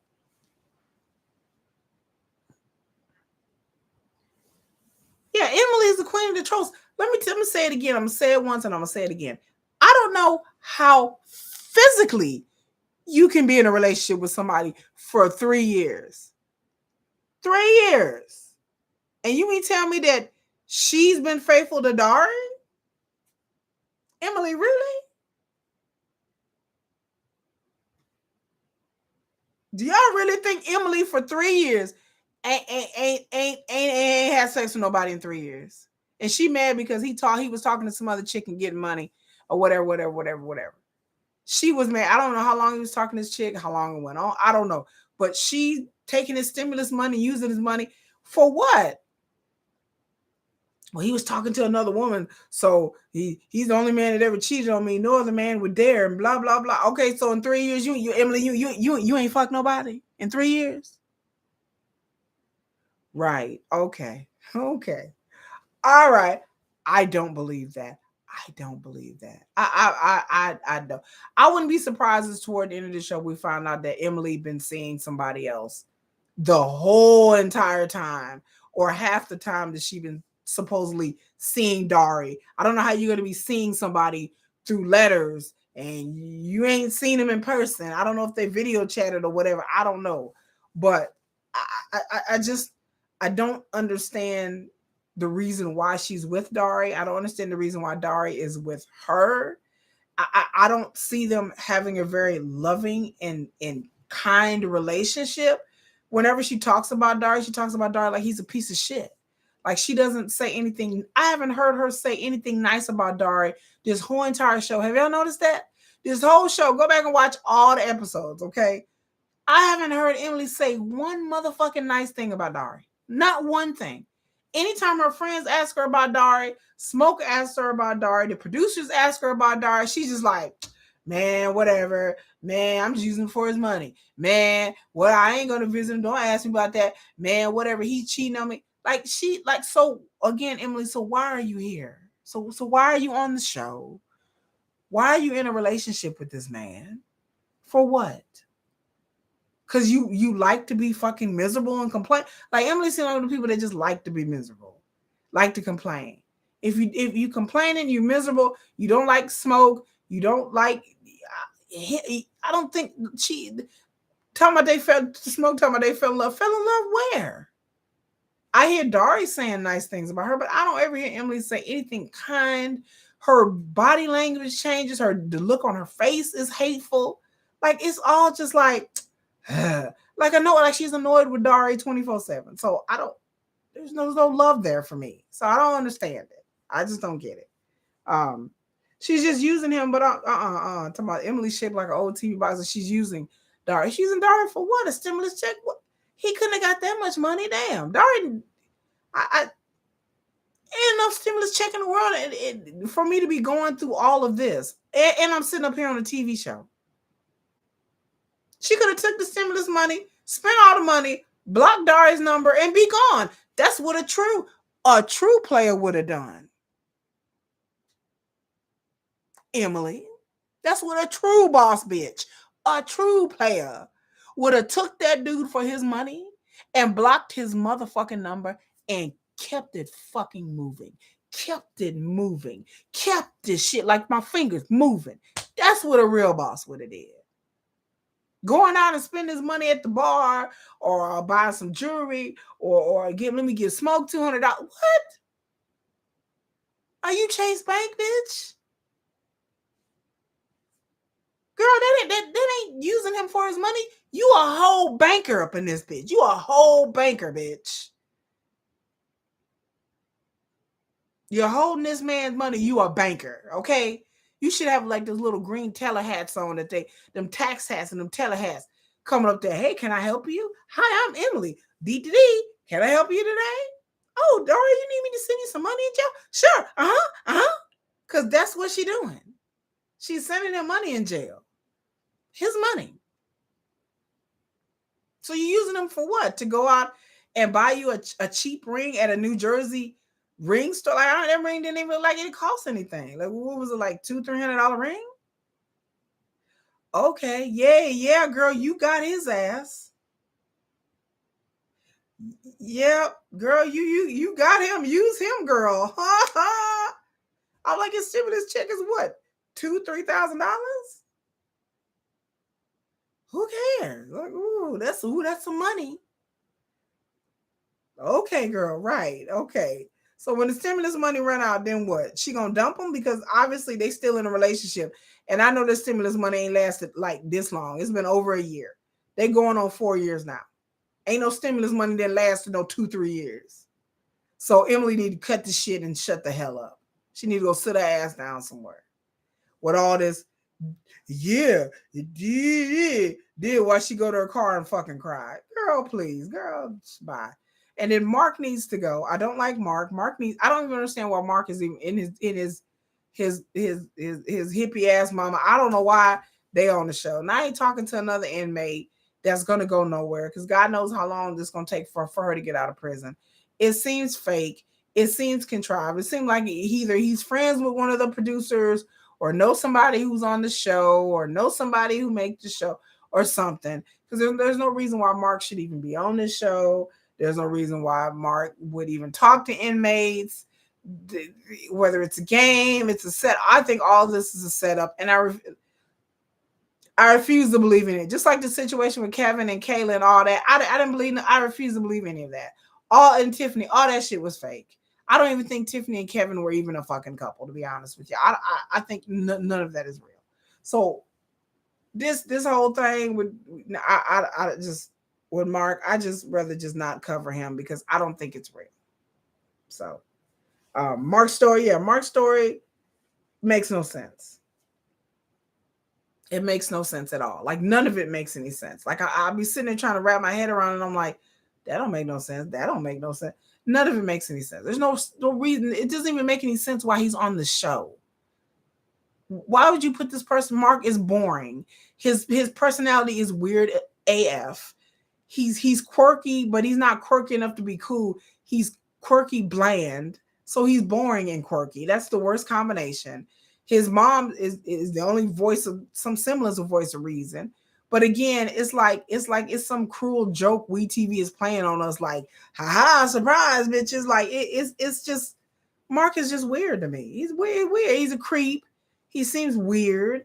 And it's just like, why are you even on the show? Like, just like that one dude last season. What's that one dude that was the OnlyFans and that he was on the OnlyFans or whatever. And he was talking to that chick in prison. And that went nowhere. Like that, he was talking to that chick. That chick got out of prison and didn't even call him. And basically wasn't barely even on the show. And then he was talking to some other chick and she was in prison for murking somebody. It was like one of those situations. It was like, why was he even on the show? And he was living with a chick, doing OnlyFans video with the chick. And I'm like, and I sent her a message going, I know this chick is your girlfriend. And y'all are just doing this to be on the show. Y'all are just doing this to get more OnlyFans people on your page. Like none of that was believable or real. I think they both were paid actors and actress, and I think they both wanted to be in the industry. And nobody can convince me that this guy, who's a good-looking guy, who's a model, is trying to find a woman in jail to talk to, and then he's sleeping in the same bed with this other chick. Y'all sleeping in the same bed. Y'all on OnlyFans getting down, but I don't want to be with her. I'm gonna move out with my friend. That was all a lie. I don't think he moved out with his friend last season. All of that was just a lie. The same thing with Mark and his mom and all this. This is just something that, to me, WeTV, the producers didn't set up. I think Mark is paid, and I don't know why I don't know who owed Mark money or what convinced, but the storyline is not even interesting. If you're gonna have a fake paid person on this show, at least make the storyline interesting. It's 2 seasons in a row for Love During Lockup that we had people on the show that the whole shit seemed fake, and it's not even interesting. It's not even good fake. Like these people are not interesting. Mark wasn't interesting, and the dude from last season wasn't very interesting. They're very bland, and you can tell that it's fake. You know that Mark really is just on the show because he's having a good time, he's having fun, and just want to be on the damn show. And ain't nothing wrong with that, but don't blow smoke up my ass and tell me it's raining. I mean, that's just crazy. So I'm through with Mark. I'm over that. I'm not gonna cover him anymore because it's just unless something serious happens. But right now, none of it makes any sense. It's just weird. Justine and Michael. Apparently Michael just got out of jail and spoiler alert, and they are married. Of course they got married on the show, but they are living together. And I think they might be on, not this coming up season, but they maybe on the next season, Love During Lockup. We don't know, but we'll see. But yeah, Michael and Justine, if they want to have a hood booger relationship, that's fine. But I don't think Justine really wants that. I think she wants a real relationship, but a real marriage. But I don't know if Michael's the type of dude. I don't think Michael's the type of dude that would give her that, but she's going to have to either realize that or move on. And I think that she's invested her time in Michael, her energy in Michael, her family, her friends.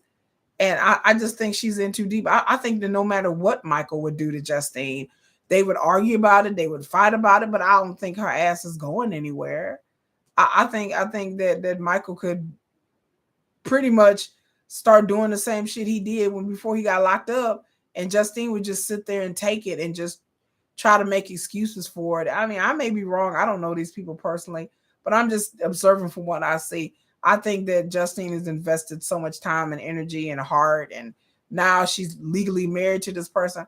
I don't think she's going anywhere. I don't think whatever Michael did to her, does to her, or don't tell her or hide shit from her. I think Michael could probably fucking cheat on her, and she'd probably be like upset for about, a couple of weeks, but then be like, well, don't do it again. Like, because it's like sunken fallacy. Like she's put so much into this. It's just like she can't let it go now. So that's what I think about Justine and Michael. So if they want to they want to do a hood booger relationship, and you want your man keeping secrets and telling you to stay out of his business like you a fucking child, okay. And then you do that, Justine. That's on you, girl. That you do you. That's your life, not mine. Couldn't be me, but that's just me. And I'm trying to see who else. And then Melissa and Louie. That's the head scratcher there. Like, I think that having Melissa go to meet the yoga lady, I think WeTV set that up and kind of pushed that, because they had to tell the yoga lady that they were going to film at her studio. Now, if they told her the reason why, they may have lied to her and said something else, and then, or maybe just kind of omitted, certain things. They may be like, oh, we're filming this show, we want to use your yoga studio. And she was like, oh my God, great. Yeah, bring business. So I think maybe they didn't tell her the whole truth and just waited for Melissa to spring that on her. I could see a reality TV producer doing some shit like that. But Melissa just sounds like a stalker. Like I said, Melissa acts like a child. She really acts very childish, like a kid, like some kind of weird stalker chick. Like Melissa is to me so desperate to have a relationship with Louie that she just willing to do anything to be with this man. And it's sad and it's weird. And like I said, her confronting the yoga. And like I said, I don't know what part WeTV had in this, because, we all know what these producers be having these people do the most. But Melissa is a no for me, girl. Like, I don't think her and Louie are going to I don't think her and Louie are even together anymore. But I'd be surprised if they were, because I don't think it's going to last. I really don't. Like, I think that she is too emotionally needy, too jealous, too clingy, maybe too much baggage. I don't know, but Melissa has issues that she needs to get right in her own mind and not, leave Louie alone. And Louie has issues too. He's trying to get his life back together, and I don't think Melissa has that patience to deal with Louie getting his life back together. I think Melissa wants a regular relationship with a regular man, and she wants to settle down and, possibly get married, have kids. And Louie is he's on his own timetable, and he should be. He shouldn't feel like she's pushing him and pressuring, because that's not good. When you're coming out of prison, you shouldn't feel like people are pressuring you to do things, and people are pressuring you. It's hard enough coming out of prison after being locked. I think Louie was locked up for like 10 years.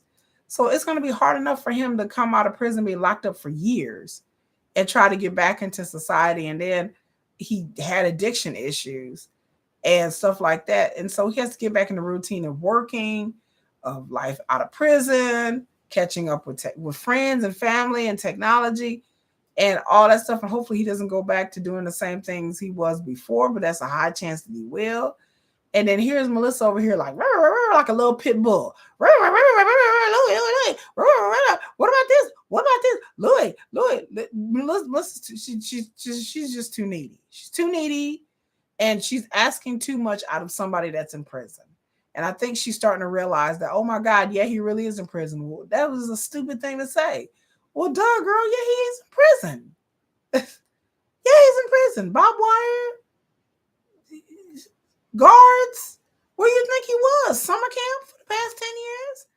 Yeah, girl, it's like that just sounded dumb. Like when she said it, I was like, girl, why you on national TV just embarrassing yourself? But anyway, then we move on to Jessica and Dustin.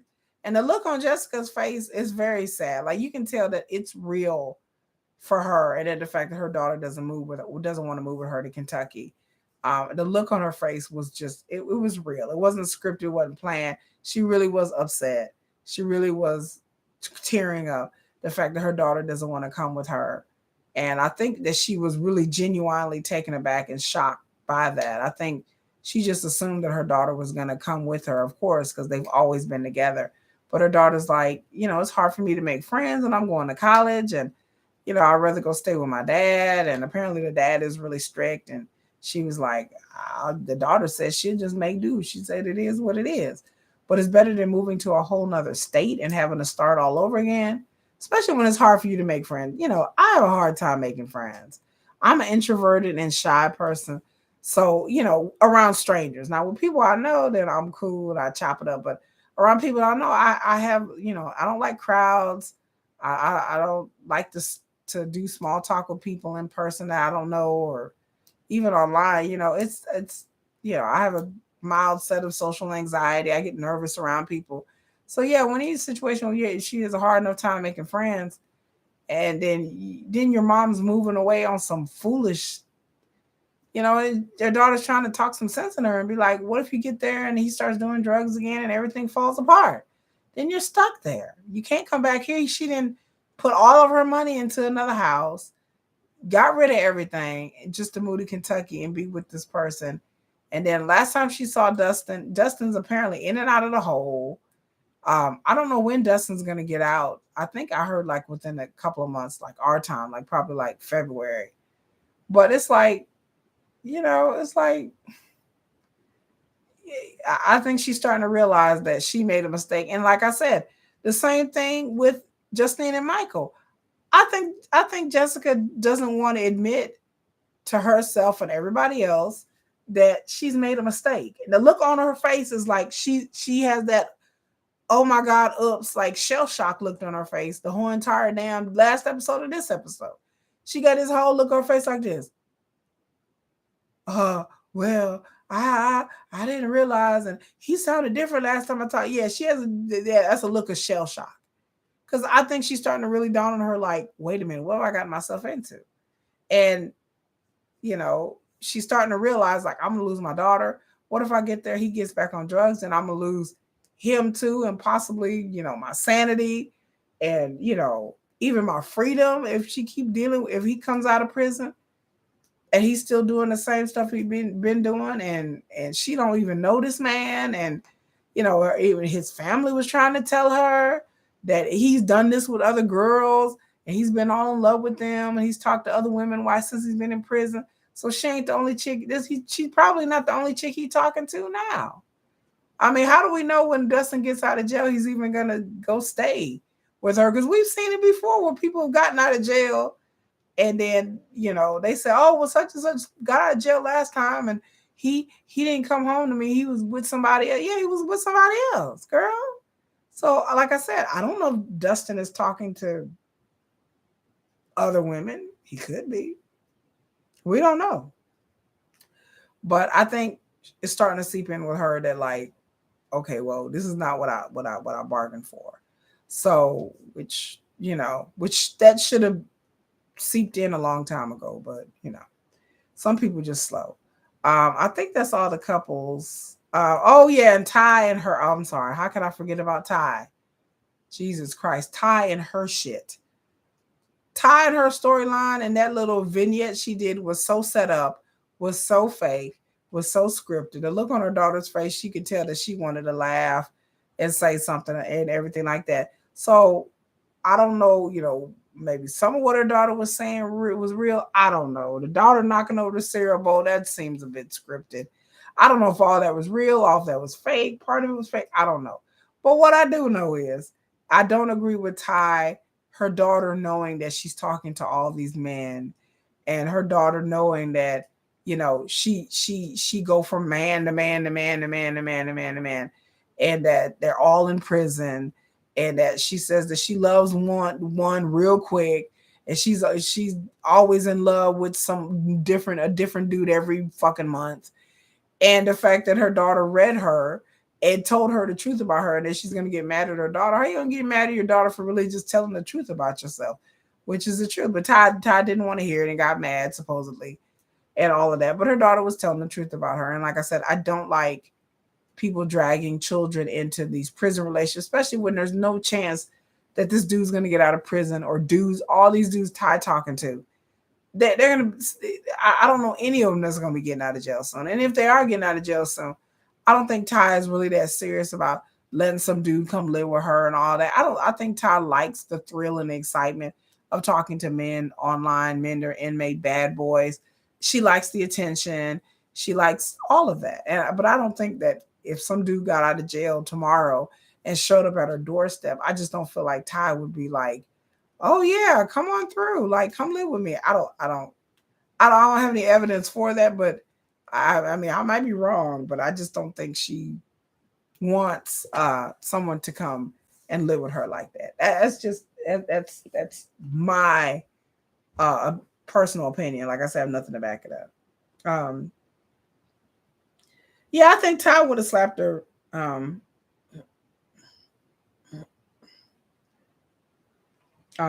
Sorry, y'all, sending a text. I think Ty would have slapped her. Yeah, if the cameras hadn't been there. But I just think that the whole scene was just set up. I just didn't think the whole thing was real. Ty's daughter is 13, and she got a nose ring. She didn't look 13. She looked older and acted older. I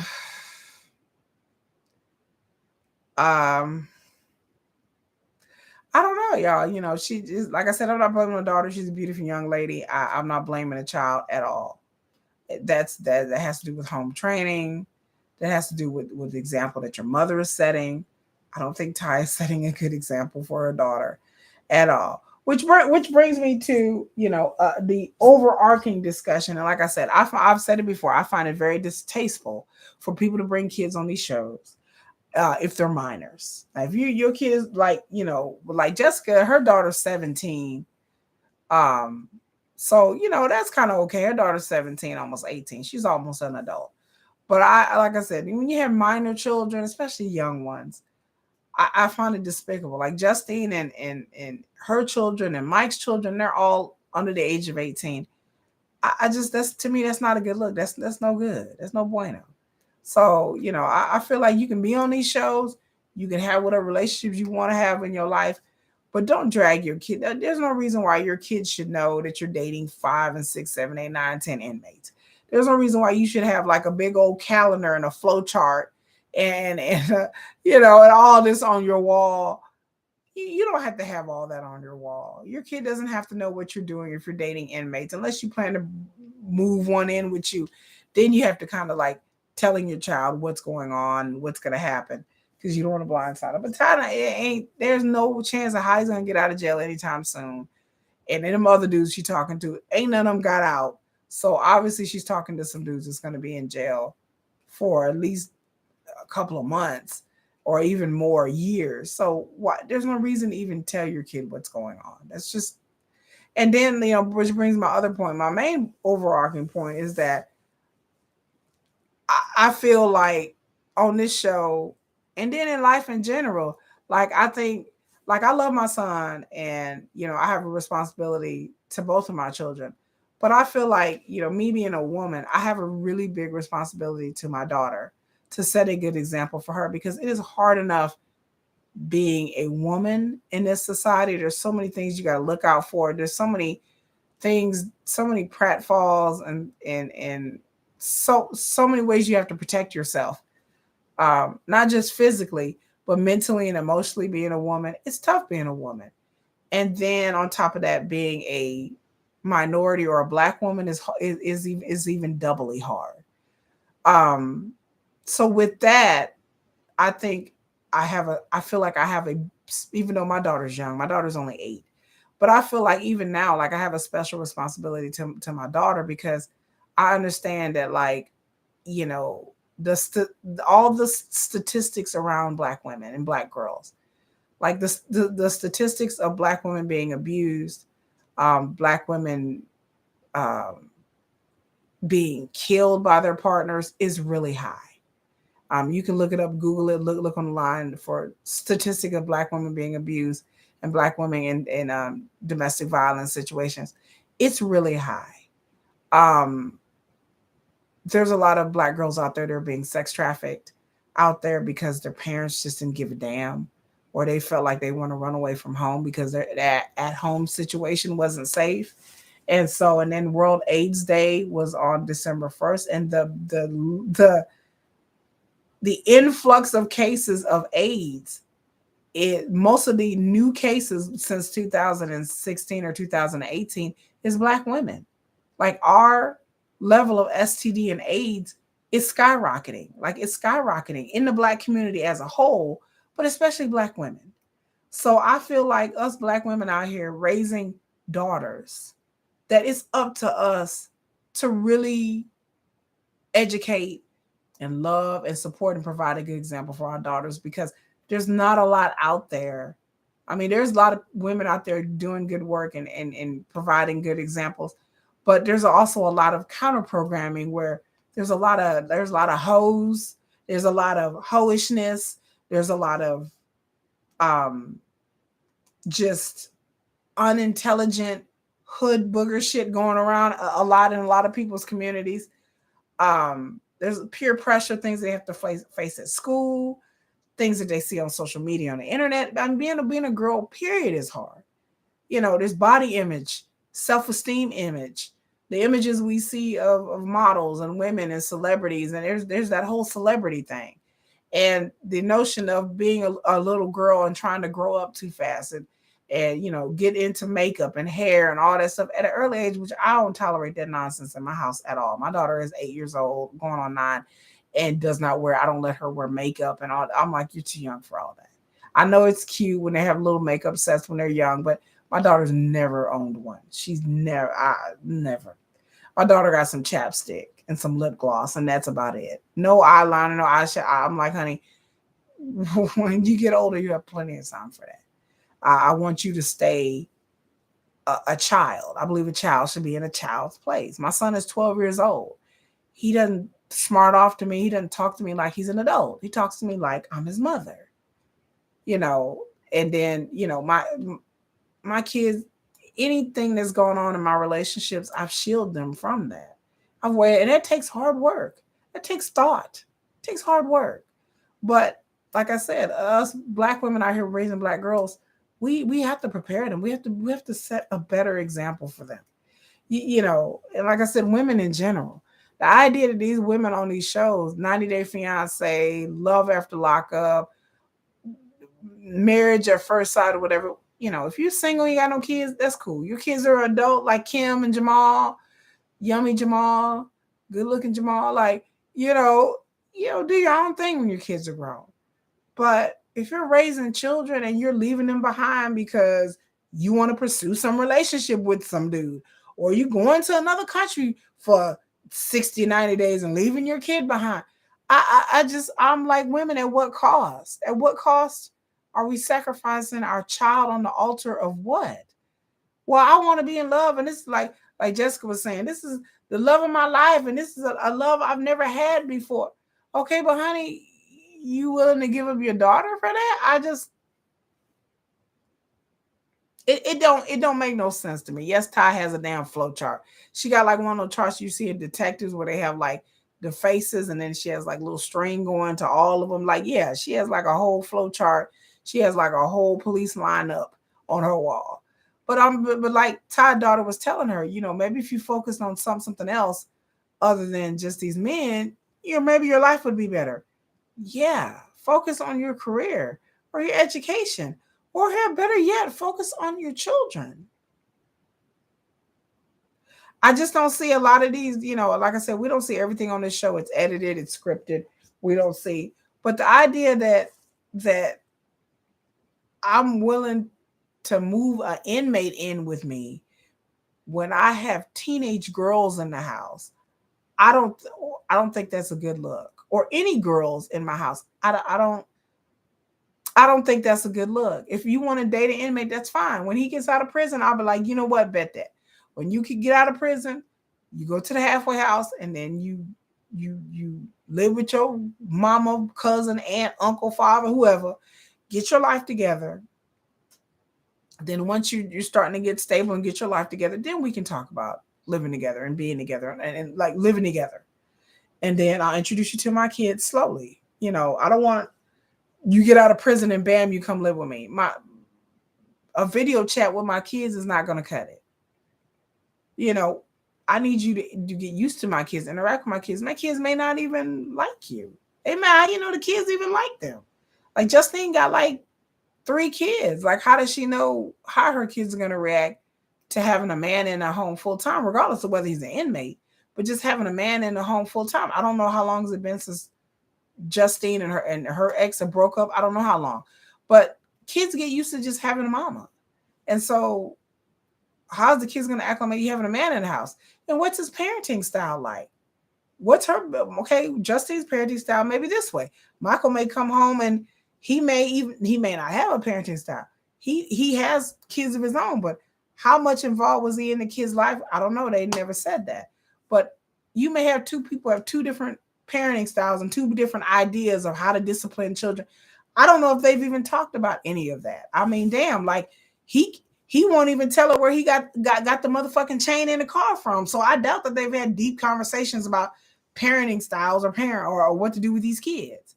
It's like she didn't even know. Like, what if he goes to the studio or he's out of town rapping somewhere? And then you got like 7 kids in the house. What you gonna do then?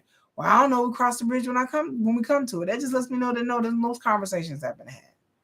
So, you know, I feel like, and then she has a teenage daughter. Okay, what? She has like a 16-year-old. Again, I'm not bringing no man in my house that's been locked up. Not trusting nobody, whether they be locked up or not, around my kids like that, especially my daughters. And I think that a lot of people, the reason why, you know, Black girls are out there getting assaulted, getting abused, you know, by stepfathers and boyfriends, because people just, you know, leaving their kids with they new boo and they flavor of the month. Oh, I need a babysitter. Can you babysit my kids? Girl, you met this dude at the club 2 weeks ago and he babysitting your children. You talking to some dude online and y'all went out 3 times and all of a sudden he taking your kids out and he's watching your children, or he's spending the night at your house and you going to work and he waking up with your kids and stealing all their fruit snacks and eating up all their cereal and looking at them like they're crazy. This is how people's kids, I just cringe at the idea of people's kids end up missing, hurt, or abused or any situation because mommy decided that she got a new boyfriend. You know, and I'm just like, okay, so having a new boyfriend is more important than taking care of your child? I'm like, you know, and then somebody told me personally recently, like, well, it's the income situation. And a lot of people want to get married or shack up because, you know, you save money, which is true because it's better to have 2 incomes than 1. But I'm going to tell my friend, like I told y'all, I'm finna tell y'all, I'd rather be homeless on the streets with my kids and my mama and my cat, my 2 kitties and my fish. I'd rather be fucking homeless or living with friends and family than deal with a man in my household that I can't trust, that ain't shit. I don't care what kind of income, or I don't care if he made more money than I did. But I like a peaceable house. I have a safe house. There's nobody cussing and arguing. There's no fussing and fighting in my house. My kids are asleep right now in bed. I have a very peaceful house. And nobody's going to disturb my peace. It's just not. And it's not worth disturbing my kids' peace over what? A relationship. I just don't get it. I just, like I said, I just don't understand it. I just don't understand it. The best relationship I have is a relationship with my children. The love that I have of my life is my children. The love that I've always looked for has been my children. When I was a kid, I was like, I want to fall in love. I want to do this. I want to be a princess. I want to get married. I had all of that. All of that. I've had relationships, ups and downs, and I had a wonderful marriage. I was with a wonderful man for 8 years. But if my late husband would have fucked up, my kids would have came first. I would have left them over my children. Damn right I would have. My kids didn't ask to be here. But especially, like I said, when you're raising baby girls out there, y'all take care of them baby girls because they need as much protection. This world is cruel to women. This world is not nice to women. It's not nice to gays either. So I tell people, protect your babies if you think your baby is LGBTQA. But speaking as a woman, I can say that it is vulnerable. There's a lot of things that can happen to a baby girl out here, especially if you're living in certain neighborhoods and certain communities. Then little girls are so vulnerable. They're so vulnerable. I have never been touched, abused, or nothing like that as a kid because I had a grandmother that would kill somebody if they would even think about touching me. My grandmother wouldn't leave me with nobody. She wouldn't have no man laying up in her bed, up in her house. That's how I grew up. My grandma was like, you'll understand when you get older. Grandma, why don't you have a boyfriend? My grandma was like, what for? So I can get tired of him and kick him the fuck out of my house? That's what my grandmother would say. She's like, I don't want to deal with no man. My grandma would be like, I don't want to deal with no man, And so, my grandma wasn't trying to hear it. She loved her life like it was, and she understood that I have a baby girl. I have a granddaughter to take care of. I can't have no man sit up and laid up in my house. How that look? My grandma was old school like that. And so, yeah, I think I just like, I see these women and I'm like, I just want to say, ladies, your baby girl needs protected. She needs to be shown an example of, chasing around men ain't the life. It's not the life. It's not the life I wanted for myself or you should have. And go live your life, and go out there and live your best life. And so, yeah, I just think that, the focus should be on trying to protect these girls out here because, you can't trust the men out here. I'm not saying there ain't some good men out there. There are, but I'm just saying that, don't try to set a good example and think about the stuff that you've been through and what has happened to you. Like I said, Ty, I don't know her background. Justine, I don't know her background either. Who knows? Like, we don't know any of these people's backgrounds really, which is sad because it gives us some kind of context that we know, not just, oh, I've been married, oh, I'm divorced, blah, blah, blah. But if we had some better context about where these people came from and how they were raised and what kind of family, then we have a better grasp on who they are as a person. But, it's hard out here for a baby girl. It's just, it's hard out here.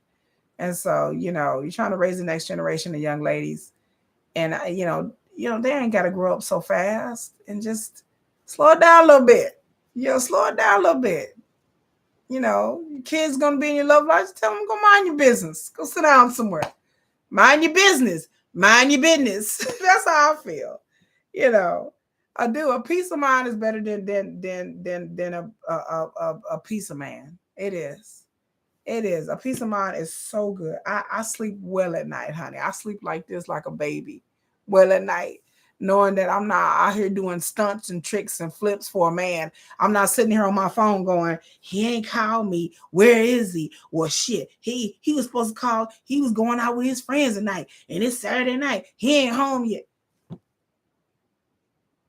I'm going to get off this live, watch some damn TV, and be like, and sleep, knowing that I ain't got to worry about where somebody at, what they doing, who they ain't doing, who they with, who they not with. You can't buy that. You can't buy that.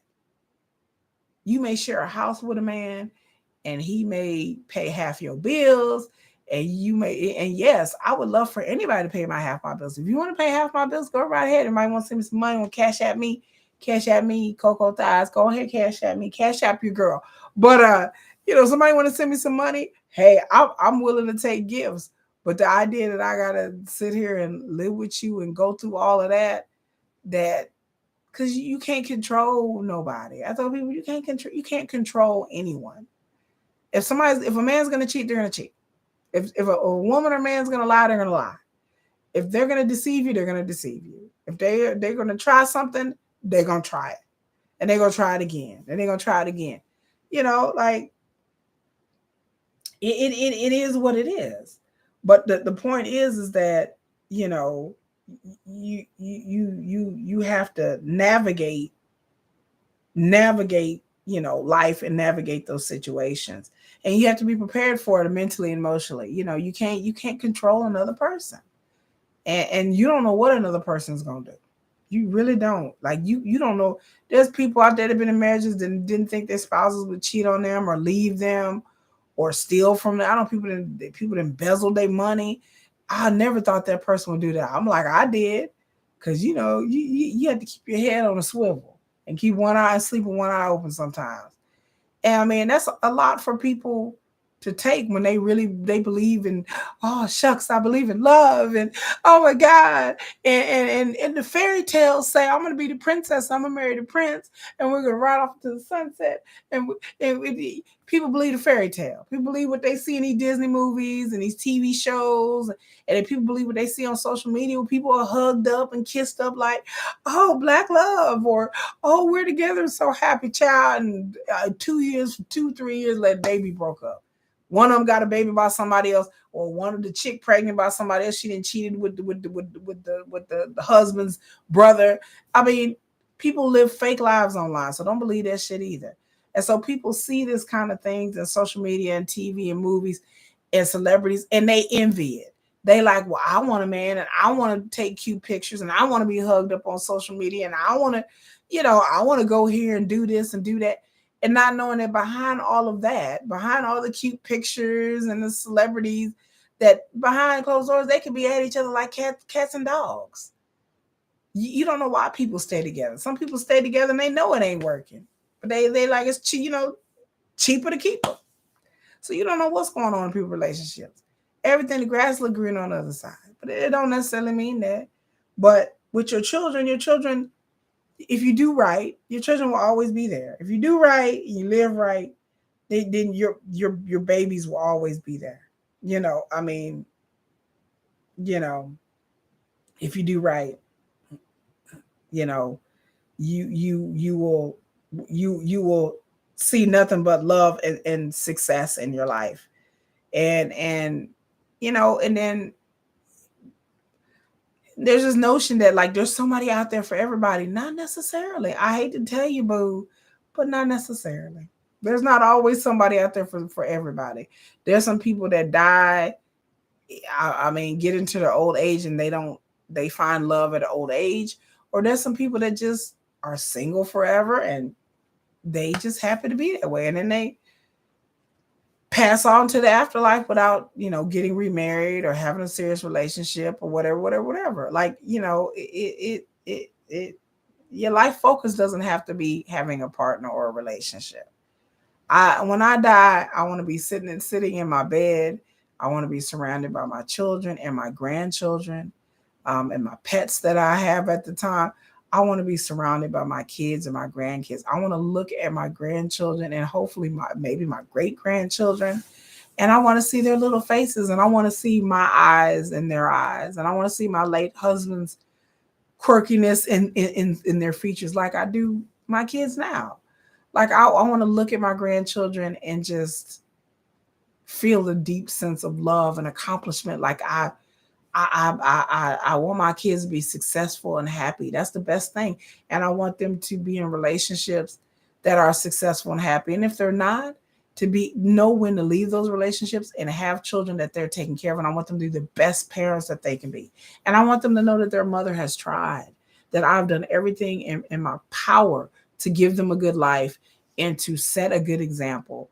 and to educate them and to school them and be there for them. That would be my biggest gift, is to sit around in my hospital bed before I die, surrounded by my children, by my grandchildren. Maybe I live long enough, my great grandchildren, and I could die with a smile on my face, knowing that I've accomplished my goal. My goal isn't to sit around in a fucking room or a hospital bed and sitting there with a dude. Like, that's not my goal. My goal is my children to be surrounded by my family, my lineage, my DNA. My DNA is important to me. I'm gonna be like, well, I want to grow old with somebody. Okay, but that person may die. That person may die before you. You don't know what's gonna happen with anybody. Anything can happen to anybody. But it's like, okay, if my partner or my husband or whatever, if they pass away before I do, and it's to the point where I'm not having any more children, so that's going out the window. But if I remarry and he passes away before I do, or I pass away before he do, what legacy is that really leaving? Like, I've already had my children, so it's like, my legacy is what? That I was in a marriage and I had a relation. That doesn't, for me, it doesn't make sense. And maybe for you, for some of y'all out there, I get it. I understand that people don't want to be alone and people want companionship. And I get all of that, but you just have to think about it sensibly and not sacrifice it on the altar of your children. Your children shouldn't be head to lambs to the slaughter because you want a man or you want a woman in your bed. You want to feel need and love somehow by in a relationship, when a lot of times you just need some healing. A lot of times you just need to go to a therapist and just figure out what's going on, because being by yourself, it's okay to be by yourself. It's okay. You can be alone but not lonely. It's okay. If you feel like you don't have enough support system, enough friends and everything, you can get online and join groups and or like I do, keep yourself busy and focus on your career, focus on your kids. If you're still feeling empty, get with your friends, get with your family members. Find new friends. Get new friends if you don't have any. Sometimes, people don't have friends. Go out there and cultivate relationships. How to find them. Volunteer. Volunteer your time. Find causes that you love and volunteer your time. There's so many people out there, so many organizations, especially during this time of year, that need volunteers. Volunteers, you meet people. You open up your social circle. And it makes you feel good doing good for a cause. It makes me feel good. And I know I'm an introvert, so for me, it's easy for me to say because I'm introverted, so I'm not a people person anyway. But there's some people out there who really need to be around people and all that. Okay, that's cool, no problem. There's ways of doing that and things of doing that. It doesn't involve a relationship. So that's all I got to say about this episode. I got to break it down and get my little life lesson at the end. It's been a long time since I've talked to you guys. I've missed everybody. I thank everybody who's commented. GSP, everybody. Yes, Cocoa Thighs will pulls my teeth. Damn it. Yes, Cocoa Thighs. And that's my what is that? It's my Venmo. I think that's my Venmo. I think that's my Venmo. I don't use Venmo very often. But yes, Cocoa Thighs, baby. Yes. And I throw my life lesson in there just because I want everybody to have a good life. Like, I've lived so much life. I've had so many relationships. I've been engaged 6 times. One day I'm going to talk about why I've been engaged 6 times, because I was kind of like a runaway bride for a minute. Or whatever you call it. I didn't get married then. So I was like, but yeah, I was kind of like they used to call me the runaway bride because I had dudes to be like, oh, I want to get married to you, Miss Kiki, and blah, blah, blah. And I'm just like, sure, what kind of ring you got? Thanks. And then once they gave me the ring, I'm like, but when the time will go on, I just be like, you know what? I'll keep the ring, but I'll get rid of you. And so, yes, I've been engaged 6.5. I would say 6.5 because the last dude, he wanted to give me a ring, but we talked about it and we looked at it, but he never gave me the ring. So that's why I call that a half. That's the half. But yeah, people are like, why you been engaged so many times? Because I wanted the ring. I wasn't in love with these dudes. I just wanted the ring. The dudes would pop up with a ring. I'm just like, I'm like, okay, sure. And thank God I didn't marry none of these dudes, because all 6 or 7 of these dudes is some, oh God. That would have been such a fucking mistake, especially when they had kids. But each one of these dudes is problematic and had issues. And I thank God every day that I did not marry them. Yeah. Well, I had to give you my story time, because like I said, I've had a lot of relationships. The reason why I like these inmate shows is because I've dated guys who've been incarcerated, and so I didn't meet them while they were in jail. I dated them before they went to jail, or I got with them when they got out of jail. So that's the reason why I like these incarcerated shows, because it's something I can really speak to, because I've been there. You know, I had like, let's see, 1, 2, there's like 4 or 5 dudes that I was with, and they went to prison. Like I said, the most famous one, or the most infamous one, is my boyfriend, that we were together for a year and a half, and we lived together, and he was out there committing robberies, and he shot a guy during a robbery. And so he went to prison for aggravated robbery for 16 years. And we were together, and then like when he first got locked up, like the first couple of years, I was writing him and everything was going on. But then after a while, I just told him, like, I can't, 16 years, because I thought they were going to reduce his sentence to like 7, but it never happened. Like, he really was in prison, y'all, for 16 damn years. And he got out like a couple of years ago. But, anyway, that's a whole nother story for another day, because a lot of things went on in that relationship. That was just crazy. It's just a lot of craziness happened before he went to jail. When he got locked up, when he got out, he got in contact with me when he got out. And that's a whole nother. He went to a halfway house and ended up getting sent back to jail because he was at the halfway house acting a fool. And now I don't know where he's at. Like, I haven't talked to him since before the pandemic. Like, I know, like I said, he reached out to me on Facebook and was trying to talk to me. And I was just like, and he was telling me I was the love of his life and all this shit. But before he got locked up, like, he was cheating. He was cheating on me with this other chick, which he claimed he never was, but I still don't believe it. But I think he was, because I found a letter that she wrote him, and how dudes claim, oh, she's stalking me. But anyway, that's a whole nother story for a whole nother time, y'all. And it's almost 3 a.m. So I thank everybody. Like I said, like, share, subscribe, comment on the video. Comment if you have any strange stories. I'm willing to hear them. I'm willing to do a Kiki story time. Tomorrow, I'm going to come back and talk about 2 or 3 shows that I've watched. Either I watched the whole show, or I've watched the episodes being released. I don't know how many shows I'm going to talk about. I'm probably going to try to combine it. Maybe like 2 shows. I've watched Wednesday. I watched Peripheral, and I watched Willow. And all those shows are fire. Peripheral is fire. I keep telling y'all I'm going to do a review on Peripheral. It's fire. But I'll probably do I'll probably do Willow and Peripheral. Wednesday is going to take a lot more, because there's a lot more involved. But me and my kids, we love Wednesday. We love, like, Adam's Family Wednesday. We love Wednesday. Like, it was the bomb. It was right up our alley. But I got to do videos talking about the shows. Like I said, I'm just so busy. Y'all, if y'all just knew, I need a coworker. Like, there's only so many orders I can do for my Etsy shop. I appreciate everybody doing the orders. There have been people here that have watched these videos and quietly went over my Etsy shop and bought stuff because I see the discount code. So I appreciate everybody who's go to my Etsy shop and favorited things and liked things and bought things. Like, I really appreciate it. But I have to spend like a whole day doing orders, because it is in between me wrapping Christmas gifts, Christmas shopping, and doing orders. It is a lot. It is a lot of work, y'all. I'm tired. Like, I've been up since 7 o'clock this morning. I have so many things to do today. But I'm almost done with my Christmas shopping. I usually try to finish my Christmas shopping by the 14th of December. I'm one of these early shoppers. I'm not a last minute shopper. But yeah, I've been trying to push out these orders. Like, me and my family. Like, I got the kids. I got all hands on deck. I got my mom. I got my kids. Hell, I got the cats working overtime. They over here. Like, it's been all hands on deck at Casa de Kiki. It's been all hands on deck, but very lucrative. Like, I didn't got paid, but Jesus, I get paid every week. But I have an order for like 40.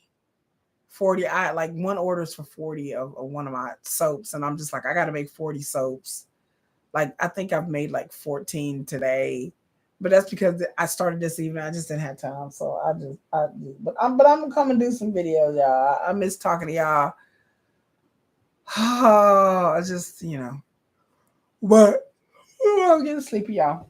So I'm gonna watch Auntie's advice and see what she thought about this hot mess. Because that's besides, I haven't been on Geo in a while. I'm sorry.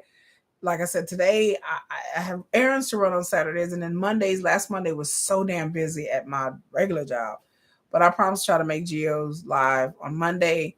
I think 90 Day Fiance Happily Ever After is still going, right? Okay, well, yeah, y'all know how I go. But anyway, I'm going. Said not a letter. Yeah, she was thirsty. She thirsty. They thirsty.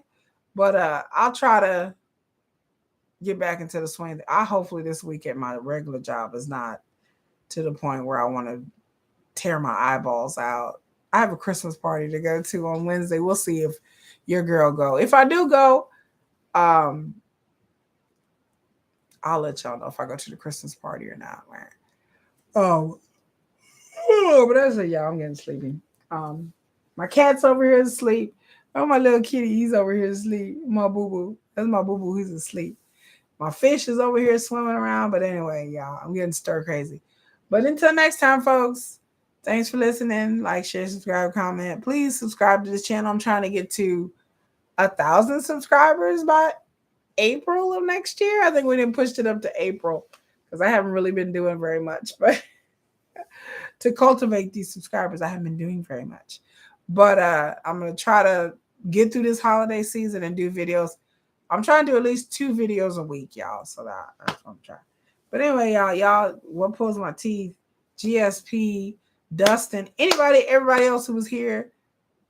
I appreciate y'all. Y'all have a good morning. Go to bed, y'all. Why y'all up so late? Why are you up so late? Yes, you. Go to bed. Or people watching on the rewatch. Hi. Anyway, bye, y'all.